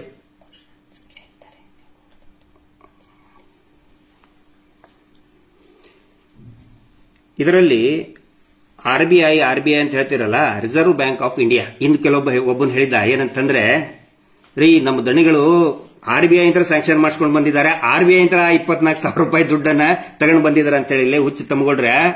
RBI ಅಂತ ಹೇಳಿದ್ರೆ it is called banker of the banks. ಬ್ಯಾಂಕ್ಗಳ ಬ್ಯಾಂಕ್ ಅದು. ಇಂಡಿವಿಜುವಲಿಗೆ ವ್ಯಕ್ತಿ ಒಬ್ಬ ಗಿರೀಶ್ ಹೇಳಿದ, ಮಹೇಶ್ ಹೇಳಿದ, ತಿಪ್ಪಣ್ಣ ಹೇಳಿದ ಅಂತ ಹೇಳಿದ್ರೆ ದುಡ್ಡು ಕೊಡೋದಿಲ್ಲ ಅವರು. ಅಥವಾ ದೊಡ್ಡ ಪ್ರಭಾವಿ ಅದ, ನೀವು ಒಂದು ದೇವಸ್ಥಾನ ನಡೆಸ್ತಾ ಇದ್ದಾರೆ ಅಂತ ಹೇಳಿದ್ರೆ ಅವರು ದುಡ್ಡು ಹಾಕಲ್ಲ. ಬ್ಯಾಂಕಿನ ಅವಶ್ಯಕತೆಗಳಿಗೆ ಅನುಸಾರವಾಗಿ ಬ್ಯಾಂಕ್ ಇನ್ನೂ ಒಂದು 108 ಕಂಡೀಷನ್ಸ್ ಇರ್ತಾವೆ, ಅದರ ಪ್ರಕಾರ ಬ್ಯಾಂಕಿಗೆ ಹಾಕ್ತಾರೆ ಅವರು. ಆನಂತರ ರಿಕವರಿ ಹೆಂಗ್ ಮಾಡಬೇಕು ಅನ್ನೋದಂತ ಹೇಳಿ RBI ಪ್ರತಿ ವರ್ಷನೂ ಕೂಡ ಒಂದಿಷ್ಟು ಗೈಡ್ಲೈನ್ಸ್ ಕೊಡ್ತದೆ. 2023-24ರಲ್ಲಿ ಏನು ಗೈಡ್ಲೈನ್ಸ್ ಕೊಟ್ಟಿದೆ ಅನ್ನೋದು ನಿಮ್ಗೆ ಹೇಳ್ತಾ ಇದ್ದೀನಿ. The Reserve Bank of India has several guidelines for loan recovery agents ಅಂತ ಹೇಳಿದ್ರೆ, RBI loan recovery agent, recovery ಮಾಡುವಂತ ಏಜೆಂಟ್ಗಳಿಗೆ ಇದಾರಲ್ಲ ಇವರು BC ಏಜೆಂಟ್ಗಳು, ಏನೇನು ಗೈಡ್ಲೈನ್ಸ್ ಅಂತ. ಅದರಲ್ಲಿ ಪ್ರಮುಖವಾಗಿ borrower must be told about the recovery agencies detail before the agent approaches them ಅಂತ ಹೇಳಿದ್ರೆ, ಬ್ಯಾಂಕ್ಗಳು ಹೇಳಬೇಕು ನಿಮ್ಮ ಮನೆಗೆ ಯಾರು ಬರ್ತಾ ಇದ್ದಾರೆ ಅಂತ ಹೇಳಿ ಮುಂಚೆನೆ ಅವ್ರಿಗೆ ಗೊತ್ತಿರಬೇಕು, ಅವ್ರ ಅಡ್ರೆಸ್ ಯಾರು, ಎಂತ ಜನ ಅವರು ಅಂತ ಹೇಳಿ. ಯಾಕಂತ ಹೇಳಿದ್ರೆ ಕಳ್ಳರು ಸುಳ್ರು ಡಕಾಯಿತರು ನಾವು ರಿಕವರಿ ಏಜೆಂಟ್ ಅಂತ ಹೇಳಿ ಮನೆಗೆ ಬಂದು ಕಳ್ತನ ಮಾಡ್ಕೊಂಡು ಹೋದಂತ ಉದಾಹರಣೆ ಇದೆ. ಅದರ ಸಲುವಾಗಿ ಹೇಳ್ತದೆ. ಅದರದ್ದು ಪ್ರೆಸೆಂಟಿಂಗ್ ದಿ ಡಾಕ್ಯುಮೆಂಟೇಶನ್ಸ್ ಅಂತ ಹೇಳಿದ್ರೆ, ನಿಮ್ದೇನು ಸ್ಟೇಟ್ಮೆಂಟ್ ಇರ್ತದಲ್ಲ, ನೀವೇನ್ ಕಟ್ಟಿರಲ್ಲ ಬ್ಯಾಂಕಿಗೆ, ಅದು ಸ್ಟೇಟ್ಮೆಂಟ್ ಜನರೇಟ್ ಆಗುತ್ತೆ. ಆ ಸ್ಟೇಟ್ಮೆಂಟ್ ಅನ್ನ, ಬ್ಯಾಂಕಿನ ಸ್ಟೇಟ್ಮೆಂಟ್ ಅನ್ನ ಆ ಏಜೆಂಟ್, BC ಏಜೆಂಟ್ ದವರು, ನಿಮ್ಮ ಸಂಘದವರು ತಗೊಂಡು ಬರಬೇಕು. ಒಂದೇ ಒಂದು ದಿನ ಬ್ಯಾಂಕ್ ಸ್ಟೇಟ್ಮೆಂಟ್ ಅನ್ನ ತಗೊಂಡು ಬಂದಿದ್ದಾರೆ ನಿಮ್ಮ ಮುಂದೆ, ಬ್ಯಾಂಕಿನಿಂದ ಇವ್ರು ಕೊಟ್ಟಂತ ಚೀಟಿ ಅಲ್ಲ, ಆ ಕಿರಾಣಿ ಅಂಗಡಿ ಚೀಟಿ, ಎಣ್ಣೆ ಚೀಟಿ ಇರ್ತಾವ, ಅದನ್ನ ತಗೊಂಡು ಬರ್ತಾರೆ ಇವ್ರು, ಇಷ್ಟು ಅಂತೇಳಿ. ಅದಲ್ಲ, ಬ್ಯಾಂಕಿನಿಂದ ಒಂದೇ ಒಂದು ದಿನ ತಗೊಂಡು ಬಂದಿದ್ದಾರೆ ಹೇಳ್ರಿ ನೀವು. Agents must show the authorization letter and copy of the bank's notice when meeting with borrowers. Authorization letter bank ಇಂದ ತಗೊಂಡು ಬರಬೇಕು.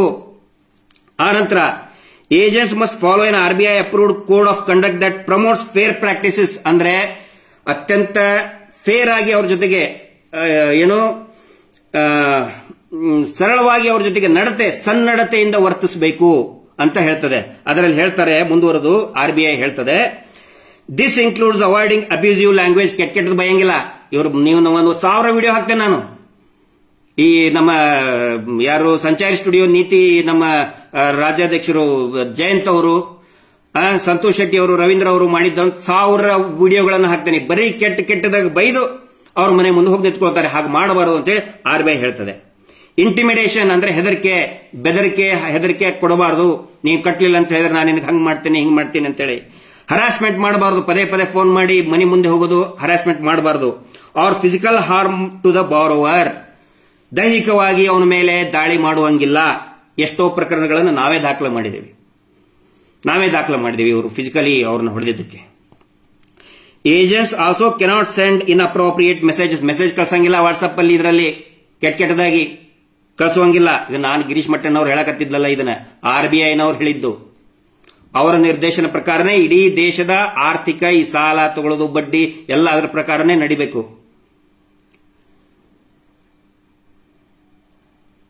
ಅವ್ರನ್ನ ಕೆಲವೊಬ್ರು ಕೇಳಿದಾರೆ, ಅವ್ರನ್ನ ಕ್ಯಾಮ್ರಾ ಎದುರುಗಡೆ ತಗೊಂಡು ಬನ್ನಿ ಅಂತ ಹೇಳ್ತಾ ಇದ್ದಾರೆ. ಇದರಲ್ಲಿ ಬಹುಶಃ ಅದು ಆಪ್ಷನ್ ಇಲ್ಲ. ಫೇಸ್ಬುಕ್ ಲೈವ್ ಅಲ್ಲಿ ಈ ಕನೆಕ್ಟ್ ಮಾಡುವಂತದ್ದು ಅವಕಾಶ ಇದೆ ಅಂತ ಗೊತ್ತಿಲ್ಲ. ನನಗೆ ಅದರಲ್ಲಿ ಜಾಸ್ತಿ ಟೆಕ್ನಿಕಲಿ ಇದನ್ನಿಲ್ಲ. ಈ ಫೇಸ್ಬುಕ್ ಇತ್ತೀಚೆಗೆ ನಾನು ಉಪಯೋಗಿಸ್ತಾ ಇದ್ದೀನಿ. ವಿಡಿಯೋಸ್ಗಳಿದೆ, ಅದನ್ನು ಖಂಡಿತ ನಾನು ಅಪ್ಲೋಡ್ ಮಾಡಿಸ್ತೇನೆ ಅವ್ರ ಕಡೆಯಿಂದ. ಇನ್ನೊಂದು ಬಹಳ ಮುಖ್ಯವಾಗಿ ಈ RBI ಹೇಳೋದು ಮೇಂಟೈನಿಂಗ್ ಕಾನ್ಫಿಡೆನ್ಶಿಯಾಲಿಟಿ. ಏನು ಗೌಪ್ಯತೆ. ಈಗ ಒಬ್ಬರಿಗೆ ಸಾಲ ಕೊಡಕ್ಕಾಗಿರಲ್ಲಪ್ಪ, ಅವನು ವೈಯಕ್ತಿಕ ಸಮಸ್ಯೆ ಅದು. ಅದನ್ನ ಊರ್ ಮುಂದೆ ಟಾಮ್ ಮಾಡಿ ಕೇಳಂಗಿಲ್ಲ. ಅದನ್ನ ವೈಯಕ್ತಿಕ ಸಮಸ್ಯೆ ಅಂತ ಇರ್ತದೆ. ಪ್ರಾರಂಭದಲ್ಲಿ ನೀವು ಲೋನ್ ಇಸ್ಕೊಂಡಿರ್ತೀರಿ ಸರಿ, ಸಂಘದಿಂದ ಹೋಗಿ ಇಸ್ಕೊಂಡಿರ್ತೀರಿ ಸರಿ. ಆದ್ರೆ ಯಾವುದೋ ಕಾರಣಕ್ಕೆ ಪಾಪ ಅದು ಅಂಗಡಿ ನಡೀತಾ ಇರಲಿಕ್ಕಿಲ್ಲ, ಅಥವಾ ಕೆಲಸ ಸಿಕ್ಕಿಲ್ಲ, ಕೂಲಿ ಕೆಲಸ ಸಿಕ್ಕಿರ್ಲಿಕ್ಕಿಲ್ಲ ಅವನಿಗೆ, ಏನೋ ಆ ಹೆಣ್ಮಗಳಿಗೆ ಏನೋ ತೊಂದರೆ ಆಗಿರ್ತದೆ, ಜ್ವರ ಬಂದಿರ್ತದೆ, ಅಥವಾ ಮನೆಯೊಳಗೆ ಯಾರು ತೀರ್ಕೊಂಡಿರ್ತಾರೆ, ಕಟ್ಟಕ್ಕಾಗೋದಿಲ್ಲ. ಅಂತ ಹೊತ್ತಿನಲ್ಲಿ ನೀವು ಹೋಗಿ 4 ಜನರ ಮುಂದೆ ಟಾಮ್ ಮಾಡ್ಕೊಂಡು ಹೋಗೋದಿಲ್ಲ.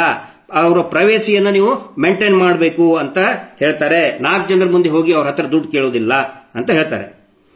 ಒಂದು ವೇಳೆ ಆ ಸಾಲ ಪಡ್ಕೊಂಡವನು borrower files a complaint, banks cannot assign the recovery task. ಒಂದು ವೇಳೆ ಏನಾದರೂ ಅವ್ರ ವಿರುದ್ಧ ಕಂಪ್ಲೇಂಟ್ ಕೊಟ್ರೆ, ಅದು ಲ್ಯಾಪ್ಟಾಪ್ ಅಕ್ರಮ ಬಡ್ಡಿ ದಂಧೆ ಒಂದು ಬುಕ್ ಇದೆ, ಲ್ಯಾಪ್ಟಾಪ್ ಬ್ಯಾಗ್. ಕಂಪ್ಲೇಂಟ್ ಕೊಟ್ರೆ ಪೊಲೀಸರಿಗೆ, ನೀವು ಪೊಲೀಸರಿಗೂ ಕೂಡ ಕಂಪ್ಲೇಂಟ್ ಕೊಡಬಹುದು. ಹರಾಸ್ಮೆಂಟ್ ಆದ್ರೆ ನೀವು ಪೊಲೀಸರಿಗೆ ಕಂಪ್ಲೇಂಟ್ ಕೊಡಬಹುದು. ಆದ್ರೆ ಇಲ್ಲಿ ಏನಾಗ್ತಾ ಇದೆ,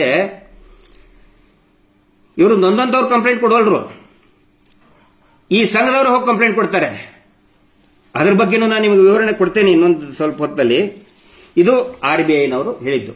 ದಯವಿಟ್ಟು ಯಾರಾದರೂ ಗೂಗಲ್ ಸರ್ಚಿಗೆ ಹೋಗಿ RBI recovery guidelines, RBI loan recovery guidelines ಅಂತ ನೀವು ಅದನ್ನ ಹಾಕ್ರಿ, ಪೂರ್ತಿ ಬರ್ತದೆ. ನಾನು ಆಗಲೇ ಹೇಳ್ದಂಗೆ ಇದೇನು ನನಗೊಬ್ಬನಿಗೆ ಗೊತ್ತಿರುವಂತ ಮಾಹಿತಿ ಅಲ್ಲ, ಎಲ್ಲಾ ವೆಬ್ಸೈಟ್ನಲ್ಲಿ ಕೂಡ ಬರ್ತದೆ. RBI ವೆಬ್ಸೈಟ್ ಅಲ್ಲಿನೇ ಇದನ್ನ ಪ್ರಕಟಣೆ ಮಾಡಿದ್ದಾರೆ. ಇದು RBI ಗೈಡ್ಲೈನ್ಸ್. ಇಷ್ಟು RBI ಕುರಿತಾದಂತಹ ಈ ಲೋನ್ ರಿಕವರಿ ಬಗ್ಗೆ ಇರುವಂತಹ ಮಾಹಿತಿ. ಈಗ ನೆಕ್ಸ್ಟ್, ಒಬ್ಬರು ಯಜಮಾನರು ಕೇಳಿದ್ರು ನನಗೆ ಒಂದು ವಿಡಿಯೋ ಮಾಡಿಕೊಂಡು, ಇದೆಲ್ಲ ಸಹಜ, ನಮ್ಗೆ ರೂಢಾಗೈತಿ.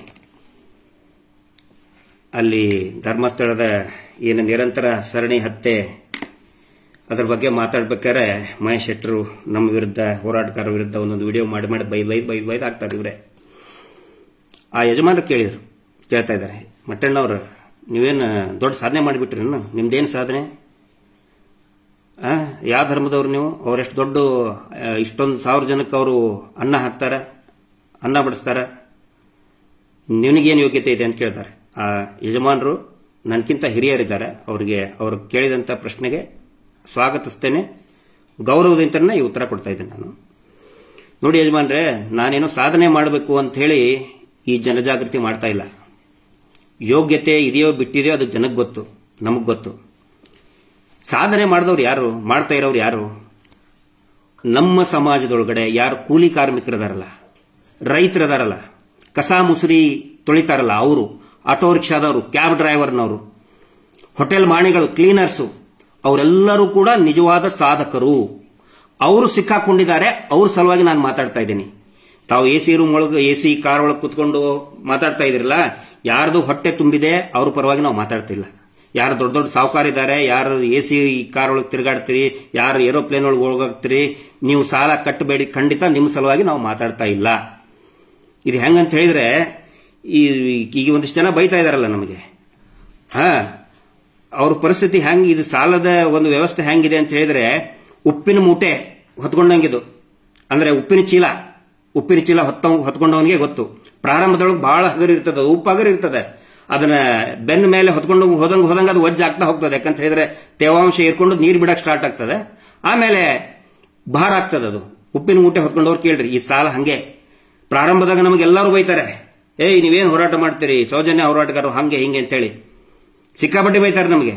ಆದ್ರೆ 3 ತಿಂಗಳು 6 ತಿಂಗಳಾದ ನಂತರ ಅವರೇ ನಮ್ಮ ಹತ್ರ ಬರ್ತಾ ಇದ್ದಾರೆ, ನಾವು ಸಿಕ್ಕಾಕೊಂಡಿದೀವಿ ಅಂತ ಹೇಳಿ. ಯಾರು ಸಿಕ್ಕಾಕೊಂಡಿದ್ದಾರೆ, ಯಾರು ನೊಂದವರಿದ್ದಾರೆ, ಯಾರಿಗೆ ಮಾತಾಡಕ್ ಆಗ್ತಾ ಇಲ್ಲ, ಯಾರಿಗೆ ಇದ್ರ ಬಗ್ಗೆ ಸರಿಯಾಗಿ ಜ್ಞಾನ ಇಲ್ಲ, ಯಜಮಾನ್ರೆ ನಾನು ಅವ್ರ ಸಲುವಾಗಿ ಮಾತಾಡ್ತಾ ಇದ್ದೇನೆ. ನಿಮ್ಮಂತ ದೊಡ್ಡ ಜನರಿಗೆ, ಸಾಹುಕಾರ ಜನರು, ಹೊಟ್ಟೆ ತುಂಬಿದವ್ರ ಪರವಾಗಿ ನಾನು ಮಾತಾಡ್ತಾ ಇಲ್ಲ. ಹೌದಪ್ಪ ನಾವು ಕಟ್ತೀವಿ ಅಂತೇಳಿ ಹೋಗ್ರಿ, ಲಗಾಟೆ ಹೊಡೀರಿ. ಲಗಾಟೆ ಹೊಡೆದು ಹಳ್ಳಕ್ ಬೀಳೋರು ನಾವೇನು ಬೇಡ ಅನ್ನಕ್ಕಾಗ್ತದೆ? 40-50% ಕಟ್ತೀವಿ ನಾವು, ಅಷ್ಟೇ ಕಟ್ಟೋರು ಅಂತ ಹೇಳಿದ್ರೆ ಹೋಗ್ರಿ, ನಿಮ್ಗೆ ಯಾರು ಬೇಡ ಅಂತವ್ರು. ಆದ್ರೆ ನಾನು ಇಲ್ಲಿ ಮಾಡ್ತಾ ಇರೋದು ಏನಂತ ಹೇಳಿದ್ರೆ, ಒಂದು ಜನಜಾಗೃತಿಗೋಸ್ಕರ ಯಾರು ಅಸಹಾಯಕರಿದ್ದಾರೆ, ಯಾರಿಗೆ ಕಟ್ಟಕ್ಕಾಗೋದಿಲ್ಲ, ಅವರಿಗೆ ನಾವು ಹೇಳ್ತಾ ಇದ್ದೀವಿ. ಇದನ್ನು ದಯವಿಟ್ಟು ಗಮನದೊಳಗೆ ಇಟ್ಕೊಳ್ಳಿ.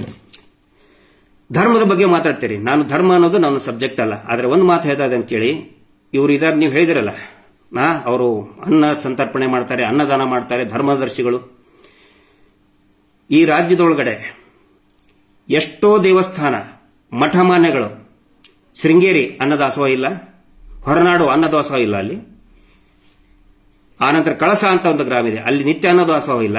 ನಮ್ಮ ಉತ್ತರ ಕರ್ನಾಟಕಕ್ಕೆ ಬನ್ರಿ ನೀವು, ಅನೇಕ 100 ಮಠಗಳಿದೆ ಅಲ್ಲಿ. 100 ಮಠಗಳು ದಾಸೋಹ ಮಾಡ್ತಾವೆ. ನಾನು ಕೂಡ ಮಠದಲ್ಲಿ ಓದಿ ಬಂದವನು ನಾನು. ಮಠದೊಳಗಡೆಗೆ ನಮ್ಮ ತಮ್ಮ ಕಾರಾಟಕಿ ಮಠ ಅಂತ ಇದೆ, ಶಿಗ್ಗಾಂವ್ ಒಳಗೆ ಹೋಗ್ಬೇಕಾದ್ರೆ ಕೇಳಿ ನೀವು. ಶಿಗ್ಗಾಂವದಲ್ಲಿ ಕಾರಾಟಕಿ ಮಠ ಅಂತೇಳಿ ಅಲ್ಲಿ ಅಕ್ಷರ ದಾಸೋಹನು ಮಾಡ್ತಾರೆ, ಅನ್ನದಾಸೋಹನು ಮಾಡ್ತಾರೆ. ಯಾರು ಕೂಡ ಪ್ರಚಾರ ತಗೊಂಡು ನಾವು ಅನ್ನದಾನ ಮಾಡಿದ್ವಿ ಅಂತ ಹೇಳಿ ಮೀಟರ್ ಬಡ್ಡಿ ದಂಧೆ ಮಾಡುವುದಿಲ್ಲ. ಇದನ್ನ ಅರ್ಥ ಮಾಡ್ಕೊಳ್ಳಿ. ಸಿದ್ಧಗಂಗಾ ಮಠ ಇರಬಹುದು, ಸುತ್ತೂರು ಮಠ ಇರಬಹುದು, ನಮ್ಮ ಉತ್ತರ ಕರ್ನಾಟಕದ ಅನೇಕ ಮಠಗಳಿದೆ. ಕೊಪ್ಪಳದ ಮಠ, ಕೊಪ್ಪಳದ ಗವಿಸಿದ್ದೇಶ್ವರ ಮಠ, ಆನಂತರ ನಾಗನೂರು ಮಠ. ನಾನು ಓದಿದ್ದು IAS ಅಕಾಡೆಮಿಯಲ್ಲಿ ಓದಿದ್ದಲ್ಲೇ. ನಮಗೇನು ಇರ್ತಿದ್ದಿಲ್ಲ, ರಾತ್ರಿ ನಾವು ನಮ್ಮನೆಯಿಂದ ಸಂಸ್ಥೆಯಲ್ಲಿ ನಾವು ಓದ್ಕೊಂಡು ಕುಂತವ್ರು. ರಾತ್ರಿಗೆ ನಮ್ಗೆ ಹೊಟ್ಟೆ ಹಸಿದಾಗ ನಮ್ಗೆ ಊಟಕ್ಕೆ ಕೊಟ್ಟಿದ್ದಾರೆ ಅವರು. ಇವತ್ತಿನವರೆಗೂ ಅದಕ್ಕೆ ಅಡ್ವರ್ಟೈಸ್ಮೆಂಟ್ ತಗೊಂಡಿಲ್ಲ. ಶುದ್ಧ ಮನಸ್ಸಿನಿಂದಂತಹ ಅಕ್ಷರ ದಾಸೋಹ, ಅನ್ನದಾಸೋಹ ಮಾಡ್ತಾ ಇರುವಂತಹ 100 ಮಠಗಳಿದೆ. ಕನಕಪೀಠ ಇದೆ, 100 ಮಠಗಳಿದೆ. ಅವ್ರು ಯಾರು ಇವ್ರು ಹಂಗೆ ಇವ್ರ ತರ ಮೇಲೆ ಏನು ಕೊಲೆ ಆರೋಪ ಇದೆಯಲ್ಲ, ಅತ್ಯಾಚಾರ ಕೊಲೆ ಆರೋಪ ಯಾರ ಮೇಲೇನೂ ಇಲ್ಲ. ನಿರಂತರ ದಾನ ಮಾಡ್ತಾರೆ, ಯಾರು ಡೊನೇಷನ್ ತಗೊಳ್ಳೋದಿಲ್ಲ ಅದಕ್ಕೆ. ಆನಂತರ ಇವ್ರು ಹೇಳ್ತಾರೆ, ನಾವು ದಿನಕ್ಕೆ 10,000 ಜನಕ್ಕೆ ಊಟಕ್ಕೆ ಹಾಕ್ತೇವೆ. ಯಾರ್ದು ಯಾರು ದುಡ್ಡದು? ನಿಮ್ಮಂತವ್ರು ಹಾಕಿರಂತ ಬಡವರು ಸಾಮಾನ್ಯರು ಹಾಕಿದಂತಹ ದುಡ್ಡಿನಿಂದ ಅವ್ರು ಹಾಕೋದು, ಅವರು ಮಾಡೋದು. ಆಗ್ಲಿ, ಯಾರು ಅನ್ನದಾನ ಯಾರೇ ಮಾಡಿದ್ರು ಕೂಡ ಒಳ್ಳೇದೇ. ಅದಕ್ಕೆ ನಾನು ಹೇಳೋದಲ್ಲ. ಸ್ವಂತ ಮನೆಯಿಂದ ಅವರು ಒಂದು ಕಾಳು ಅಕ್ಕಿನೂ ಕೂಡ ಹಾಕಿಲ್ಲ ಅವರು ಇದುವರೆಗೆ. ನಿನ್ನೆ ಮಹೇಶ್ ಶೆಟ್ಟಿ ತಿಮ್ಮರೋಡಿ ಅವರು ಒಂದು ಪಂಜಿನ ಮೆರವಣಿಗೆ ಮಾಡಬೇಕು ಅಂತ ಹೇಳಿ ಹೊರಟ್ರೆ, ಇವರು ಆಲ್ರೆಡಿ ಆದೇಶ ತಂದಿದ್ದಾರೆ. 1 ತಿಂಗಳ ಹಿಂದೆ ಅತ್ಯಾಚಾರದ ವಿರುದ್ಧ ಇವರು ಯಾರು ಕೂಡ ಪ್ರತಿಭಟನೆ ಮಾಡಬಾರದು. ಬೇಕಿದ್ರೆ ವಿಡಿಯೋದಲ್ಲಿ ನೋಡಿ, ನಿನ್ನೆ ಪೊಲೀಸ್ ಇನ್ಸ್ಪೆಕ್ಟರ್ ಹೇಳಿದ್ದಾರೆ. ಅದರ ಸಲುವಾಗಿ ನಮಗೆ ಸಿಟ್ಟಿರೋದು. ಇದನ್ನೆಲ್ಲ ದಯವಿಟ್ಟು ಯಜಮಾನ್ರೆ, ನೀವು ಪ್ರಶ್ನೆ ಮಾಡ್ತಿದ್ದೀರಲ್ಲ, ಧರ್ಮ ಇವರು ಹಿಂದೂ ಧರ್ಮದವರಲ್ಲ, ಅವರು ಜೈನ ಧರ್ಮದವರು. ಜೈನದರ ಬಗ್ಗೆ ನನಗೆ ಬಹಳ ಗೌರವ ಇದೆ. ಸಾಕಷ್ಟು ಜೈನರು ನನಗೆ ಸ್ನೇಹಿತರಿದ್ದಾರೆ. ಆದ್ರೆ ಇವ್ರಿಗೆ ಯಾವ ಧರ್ಮದವರು ಅಲ್ಲ, ಯಾವ ಸಿದ್ಧಾಂತದವರು ಅಲ್ಲ, ಯಾವ ಮಣ್ಣು ಇಲ್ಲ, ಸುಡುಗಾಡಿಲ್ಲ. ಬರೀ ವ್ಯವಹಾರ, ಬಡ್ಡಿ ದಂಧೆ ಮಾತ್ರ ಇವ್ರಿಗಿರೋದು. ಇನ್ನು ಮುಂದೆ ಹೇಳೋದು ಸಾಕಷ್ಟಿದೆ, ಹೇಳ್ತೇನೆ. ಈ ಬಡ್ಡಿ ಬಗ್ಗೆ ಕೇಳ್ತಾ ಇದ್ರಲ್ಲ, ಅದಕ್ಕೆ ಇವೆಲ್ಲ ಮಾಹಿತಿಗಳನ್ನ ನಿಮ್ಮ ಮುಂದೆ, ಸಾರ್ವಜನಿಕರ ಮುಂದೆ ಇಟ್ಟಿದ್ದೀನಿ.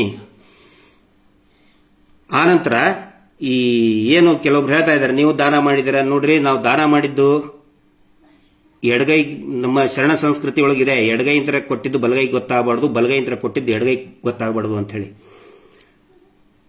ಟೀಕೆ ಮಾಡೋರು ಮಾಡಿ. ನಾನೇನು ಹೇಳ್ತಾ ಇದ್ದೀನಿ, ಈ 3 ತಿಂಗಳ ಹಿಂದೆ ನಮಗೆ ಟೀಕೆ ಮಾಡೋರು ಇವತ್ತು ನಮ್ಮ ಜೊತೆಗೆ ಬಂದಿದ್ದಾರೆ. ಯಾಕಂದ್ರೆ ಅವ್ರಿಗೆ ಬಹಳಷ್ಟು ತೊಂದರೆಯಾಗಿ ನಮ್ಮ ಜೊತೆಗೆ ಬಂದಿದ್ದಾರೆ. ಇದನ್ನ ರಾಜ್ಯದ ಜನ ಅರ್ಥ ಮಾಡ್ಕೋಬೇಕು. ಇನ್ನು ಕೆಲವೊಬ್ರು ಕೇಳಿದ್ದಾರೆ, ಬಹಳ ಅರ್ಥಪೂರ್ಣವಾಗಿ ಕೇಳಿದ್ದಾರೆ. ಏನಂತ ಹೇಳಿದ್ರೆ, ಕೋರ್ಟಲ್ಲಿ ನೀವು ಇದನ್ನೇನಾದ್ರೂ ಮಾಡಿದೀರಾ ಅಂತ ಹೇಳಿ. ರಂಜನ್ ರಾಯ್ ಎರಡೂರ್ ಅಂತ ಹೇಳಿ ನಾಗರಿಕ ಸೇವಾ ಟ್ರಸ್ಟ್ ರಂಜನ್ ರಾಯ್ ಎರಡೂರ್ ಅವರು ಮತ್ತೆ ಸೋಮನಾಥ್ ನಾಯಕರು ಬಹಳ ಫೈಟ್ ಮಾಡಿದ್ದಾರೆ. ಇವರ ಬಗ್ಗೆ ಎಲ್ಲಾ ಮಾಹಿತಿಗಳು, 100 ದಾಖಲೆಗಳನ್ನ, ಒಟ್ಟು ಇವ್ರ ಮೇಲೆ 334 ಪ್ರಕರಣ ಇದೆ ಇವ್ರ ಮೇಲೆ, ಈ ಮಹಾನುಭಾವರ ಮೇಲೆ. AC court, tahsildar court, DC ಕೋರ್ಟಲ್ಲಿ ಎಲ್ಲ ಸೇರಿದರೆ 1,000ಕ್ಕಿಂತನೂ ಹೆಚ್ಚು ಪ್ರಕರಣ ಇವ್ರ ಮೇಲಿದೆ. ಆನಂತರ ಈ ಅಕ್ರಮ ಬಡ್ಡಿ ದಂಧೆ ಕುರಿತು ರಂಜನ್ ರಾಯ್ ಯರಡೂರ್ ಅವರು 2012ರಲ್ಲೇ ಕ್ರಿಮಿನಲ್ ರಿಟ್ ಪಿಟಿಷನ್ ಫೈಲ್ ಮಾಡಿದ್ದಾರೆ ಇವ್ರ ಮೇಲೆ. ಕ್ರಿಮಿನಲ್ ರಿಟ್ ಪಿಟಿಷನ್ ಹೈಕೋರ್ಟ್ನಲ್ಲಿ ಆಗಿದೆ. ಇವರು ಸ್ಟೇ ತಗೊಂಡು ಬಂದಿದ್ದಾರೆ, ಖುಲಾಸೆ ಆಗಿಲ್ಲ ಇದು ಅಕ್ರಮ ಬಡ್ಡಿ ದಂಧೆ ಅಂತ ಹೇಳಿ. ಅನೇಕ ಪತ್ರಿಕೆಗಳು ಈ ಅಕ್ರಮ ಬಡ್ಡಿ ದಂಧೆ ಕುರಿತಾಗಿ ನಿರಂತರವಾಗಿ ಬರಿತಾನೆ ಇದ್ದಾರೆ. ಅಕ್ರಮ ಬಡ್ಡಿ ದಂಧೆ ಕುರಿತು ಇದು ಪೂರ್ತಿಯಾಗಿ, ಯಾಕಂದ್ರೆ ಇವರು ಹೇಳ್ತಾರಲ್ಲ, ಒಂದ್ ಕಡೆ 18% ಅಂತ ಹೇಳ್ತಾರೆ ಇದರಲ್ಲಿ ನೋಡಿ ನೀವೇ 18% ಅಂತ ಇದರಲ್ಲಿ ಬರೀತಾರೆ. ಇನ್ನೊಂದು ದಾಖಲೆಯಲ್ಲಿ ಬರೀತಾರೆ 13% ಅಂತ ಹೇಳಿ. ವಾಸ್ತವವಾಗಿ ತಗೊಳ್ಳೋದು 20%ಗಿಂತ ಜಾಸ್ತಿನೇ, 40-60% ನಾನು ಹೇಳಿದ್ನಲ್ಲ. 700 ರೂಪಾಯಿಗೆ 180 ರೂಪಾಯಿ ಬಡ್ಡಿ ಹಾಕಿದ್ದಾರೆ. ಇದು ವಾಸ್ತವ ಸಂಗತಿಗಳು ಈ ಬಡ್ಡಿ ದಂಧೆ ಕುರಿತಾಗಿ. ಇನ್ನು ಒಂದಿಷ್ಟು ಪ್ರಶ್ನೆ ಬರ್ತದೆ. ಹೌದಪ್ಪ, ನೀವು ಇಷ್ಟೆಲ್ಲ ಮಾತಾಡ್ತೀರಿ, ಇಷ್ಟೆಲ್ಲ ಹೇಳ್ತೀರಿ, ನೀವು ದುಡ್ಡಿನ ನೀವು ಕೊಡ್ತೀರ, ನಾಳೆ ನಮಗೆ ಸಾಲ ಬೇಕಂತ ಹೇಳಿದ್ರೆ ನೀವು ದುಡ್ಡು ತಂದು ಕೊಡ್ತೀರ ನಿಮಗೆ ಅಂತ ಕೇಳ್ತಾರೆ. ಕೆಲವೊಬ್ರು ಖಾರವಾಗಿ ಪ್ರಶ್ನೆ ಮಾಡಿದ್ದಾರೆ, ಆದರೂ ಕೂಡ ಆ ಪ್ರಶ್ನೆಯಲ್ಲಿ ಒಂದು ಅರ್ಥ ಇದೆ. ನಾವು ಬರೀ ಹಂಗ್ ಮಾಡಿದ್ರು ಹಿಂಗ್ ಮಾಡಿದ್ರು ಅಂತ ಹೇಳೋದಲ್ಲ. ಇದಕ್ಕೆ ಪರಿಹಾರ ಏನು ಬೇಕಲ್ಲ, ಏನಾದರೂ ಪರಿಹಾರ.